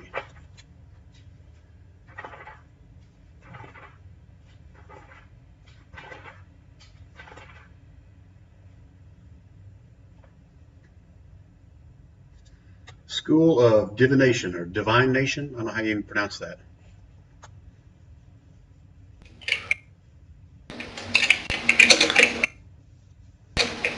It's divination, Thank you. I think. Yes. Yeah, it's divination. Kirill uses detect magic. It's super effective. All right, so let's kind of rewind a little bit. So you would have found that when you guys first went into this room, assuming, well, no, you didn't If we'd looked up. cast detect magic at that point, so that's fine. I'll go ahead and rule that. And you would have noticed that that glowing aura about that. Anything you guys want to do about that? Yeah, I'm gonna take it. Is it like hovering or is it in the No, it's like ceiling? embedded in the ceiling. Like half of the globe is sticking out of the ceiling, and so the ceiling is 20 feet up. Damn it. Hey, do you want a boost? A boost. Don't think you can reach with that. But let's see here. You could always stand on the statue and boost I was off just that. like the statue itself. I was like, how tall is that? I'll roll. It's a statue I'll of a roll the dragon. statue is probably 12 to 15 feet tall. So if you go at the very top of it, All right. Yeah. you have to give me some kind of like a athletics or acrobatic to see if you can get up there without falling and busting your butt. Hey, do you need any help with that? Athletics. Evidently not. All right, so I'll roll this as before you bash the freaking dragon's head in as well. So you have to stand on his head and kind of reach it. Okay, so you're up on top of his head, and you can reach it if you want to. What do you want to do next? Yeah. Does. I'm gonna. Oh wait, hold on. Do I have? I have a hand axe. I was gonna say I'm gonna pry it out, but I don't have a dagger. I'm gonna see if it'll. Yeah, I'm gonna gently pry it out with my hand axe. Like, how big is the orb? I've got a It's crowbar. about the size of a bowling ball. A bowling. Jesus Christ! All right, well, I'm gonna use I've this if Eves can get up here and give me his crowbar, I'm gonna pry it I out could gently. I could just toss it to you. Sure. All right, so you're going to try to pry it out with the crowbar? I think that's it. Yep. All right, so go ahead and give me a athletics check. Unless you do really bad, it should be no problem. Fantastic. No, that's fine. Just a DC 10 to get it out of there. So you're able to kind of get on one side and crack some of the stone out of the way. As you are wedging it, you notice that it seems like the globe is even harder than the stone itself. Oh, I guess I wasn't worried about breaking it then. Good, good. In that case, I'm just going to go ahead and take the orb and take a... I guess we should go look at it. Sorry, what was that? Palantir confirmed. You know, the Seeing Stones in Lord of the Rings. Oh, Jesus. Right. Oh, So, as you get, I'm going to put the precious in my pack. So as you pull it down, you can see it's just like a very dark gray globe. Don't see any kind of features on it. You don't see any, no kind of little flames like in the ruby thing that Quarren's got. Just like a plain, perfectly round sphere. That's dark gray. I'm gonna... Can I roll it? No, you say, I know it's from Divinity, so I don't think it was related to those other spheres, because I think when we talked to... What was his name? The Transmuter? The stone lady? Transmuter, yeah. What are you trying to recall? We gave her those stones, and she told us kind of what they were, and none of them were Divinity related, so I don't think it's related to them. Okay. Divination is not necessarily a divine thing. It's like seeing across distances into the future. Yeah, divination is the augury, right? But or yes. Scrying. But you were here. Just out of character, back in town, we picked up some little gem or like magical stones that had special properties to them. This was like divination was not one of the properties associated with those stones. User disconnected from your channel. Go back and look at the list if we want to. No, I'm pretty sure there was 3 and none of them were divination. It was 3 or 4 and none of them were divination. There was the one for speed. I think there was like a lightning or something like that, and one other. But pretty sure none were divination, and they were much smaller. Okay. Looks like we lost Baron on TeamSpeak. He's in the lobby right now. You do switch channels? He rejoined. It looks like he doesn't have a mic, maybe, or something. Hold on. User left your channel. Now on that magical armor, it says 13 AC plus Dex mod plus advantage on stealth throws. Is that correct? Correct. That's what it says. That's what it is. User joined your channel. Yeah, he's trying to. Something's wrong with his sound. Looks like because he can't get back in. It looks like. He just can't get into the room, or he can't get his sound to work. No. His sound to work looks like because I'm looking at his icon. It shows no sound. It says microphone is disabled. Microphone looks like. Oh wait, no. Was he gone again? Drop connection. He's trying. Yeah, I don't have like admin rights in here. This is Teague's server. So I don't know if there's anything I can even do with this. No, it's something to do with his headset or his volume. Looks like probably because it's saying it's not picking up that he has one. User joined your channel. So he probably, I don't know if he can talk. Oh no, there, look, he should be back now. Are you back, Baron? Yeah, I don't know what the fuck's going on there. It just It dropped your headset. It looked like. yeah, it did. Could you hear me when you were in the lobby? No. Yeah, so it dropped your headset. Everything was killed. Yeah. The connection must be janky in the computer or something. All right, so Usua, you were asking me about your armor. Do you have any other questions on that, or does that make sense? What is the Dex mod? Is it just +1 or? It's whatever your Dex mod is. If your Dexterity is 18, then your mod is 4. If your Dexterity is 16, it's 3. Just like normal leather armor, you add your Dex mod to it. I apologize. I was misreading that. I see now. Alright, so So my dex mod is 1, so 13 plus 1, my AC would be 14. correct. With that armor, plus the 1 for my my shield, so I'm right back at 15. But now I have the advantage on stealth bonus. Okay. Your shield Thank only you. gives you a +1? Yeah, should be plus 2. The tiny shield. Oh, you got like a little buckler or something? It should be, yeah, +2. Yeah, you ruled it as a small shield at some point, so that's why. As I recall, I think you still wanted to be able to use both your hands to do spells or whatever. Is that correct? Is that what I recall? That's correct. Yeah, and that's why it had to be a tiny shield. So that's something I kind of homebrewed there a little bit. Yeah, that makes sense to me too. All right. So, any other questions or role playing you guys want to do on this thing that Kiro just found?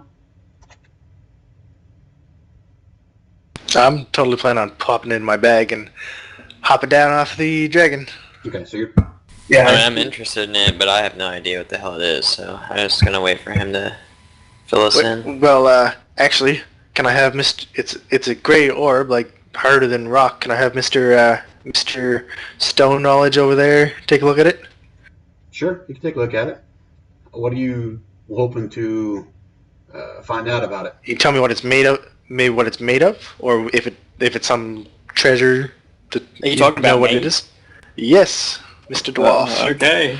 I just pulled a round gray orb out of the ceiling there, and it's harder than stone, so maybe you know what it's made of. So I'm going to show it to you. I guess I'll make a check. Yeah, it'd be history. What do you want me to roll or for? Arcana.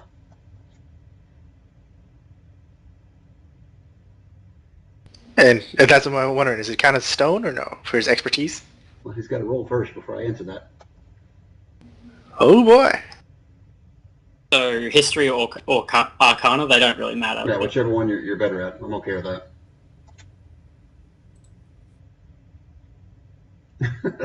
All right, Baron tells you it's definitely not made of stone. Beyond that, I'm not sure what kind of material it's made from. Yeah, I could take a closer look. Maybe tell you something about it. Show it to Eves. Same thing. I would like to give Eves... I have a magnifying glass, actually, for appraising gems and such. So I'd like to give it to him so he can have a good look at it. Sure. What's a magnifying glass do? Does it get like a bonus to rolls or something? It would just give you advantage on a check when you're examining something. That's an advantage on a perception All right. check. Gotcha. I'm not so sure about Arcana or Okay. Arcana or history. You can't use a magnifying glass on that. Okay. Now, if he's just trying to figure out the Here's a material question. properties of it, I mean, technically I'll let you do a perception, but I'm not sure how well that'll do. He did history anyway. All right, Eve, you're trying to think back in all your time on this earth about any time you've seen a material like this, and while it looks familiar to things you've seen in the past, you're just not quite sure what it's made from.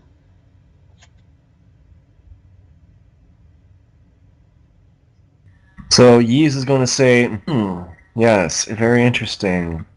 I've came across an orb like this before. It's quite peculiar indeed.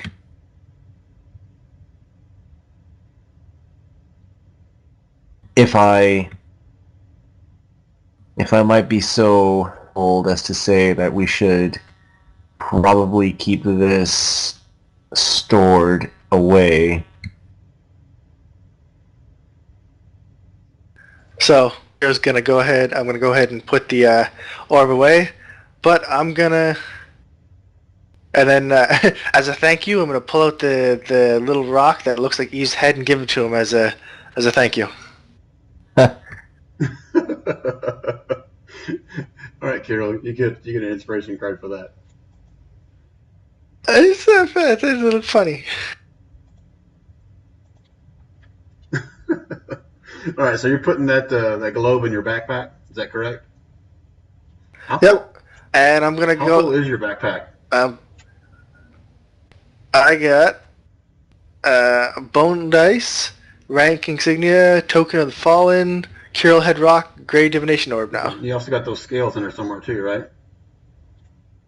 Oh, where are those? Oh, I put those on the other side. Yeah. Okay. Hold on. I put that in my bio under... Yeah, the reason I'm bringing this up is this is probably about a 15-pound little globe you've got in your backpack now. Oh, Jesus. And it takes up a good quarter to a third of your backpack. 5 Ice Dragon Scales, and I've got that silver chain with the gems. I'm gonna equip that silver chain. Yeah, so that'll be like this before your long rest as well. So you'll get a chance to attune to it as well. Yes. And are you going to keep this secret to yourself, or are you going to share this with the group once you find out if or what it does? I'll probably share it. All right, let me go back to the map. I got to copy and paste this. Well, okay, tell me first. Tell me first. Totally tell me first. Like, okay, I'll whisper it. I'll say I go grab it though. Because I could roleplay this somehow. How many hit points do you have? Me? Yeah. I have... How many do I have left? 68. And what's your con modifier? 3. That does not sound good, honestly. What are you doing to me?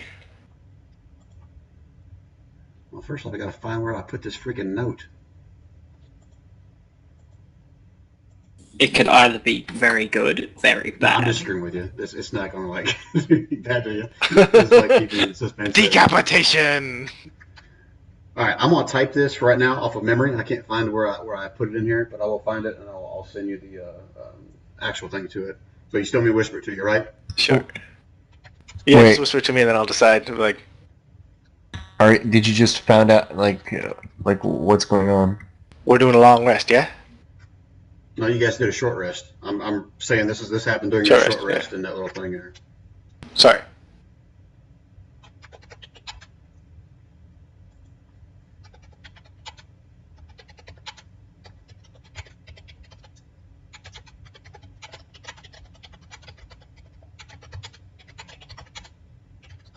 Baron's trying to stab himself? I didn't mean to click that. I was trying to open up the options, but I missed. Automatically there, Ryan, or like by choice? You mean say out loud or you mean type it? Just automatically or by choice? Just that's just what I want to know. It's automatic, yes. These little, as you throw one of them, you can throw it.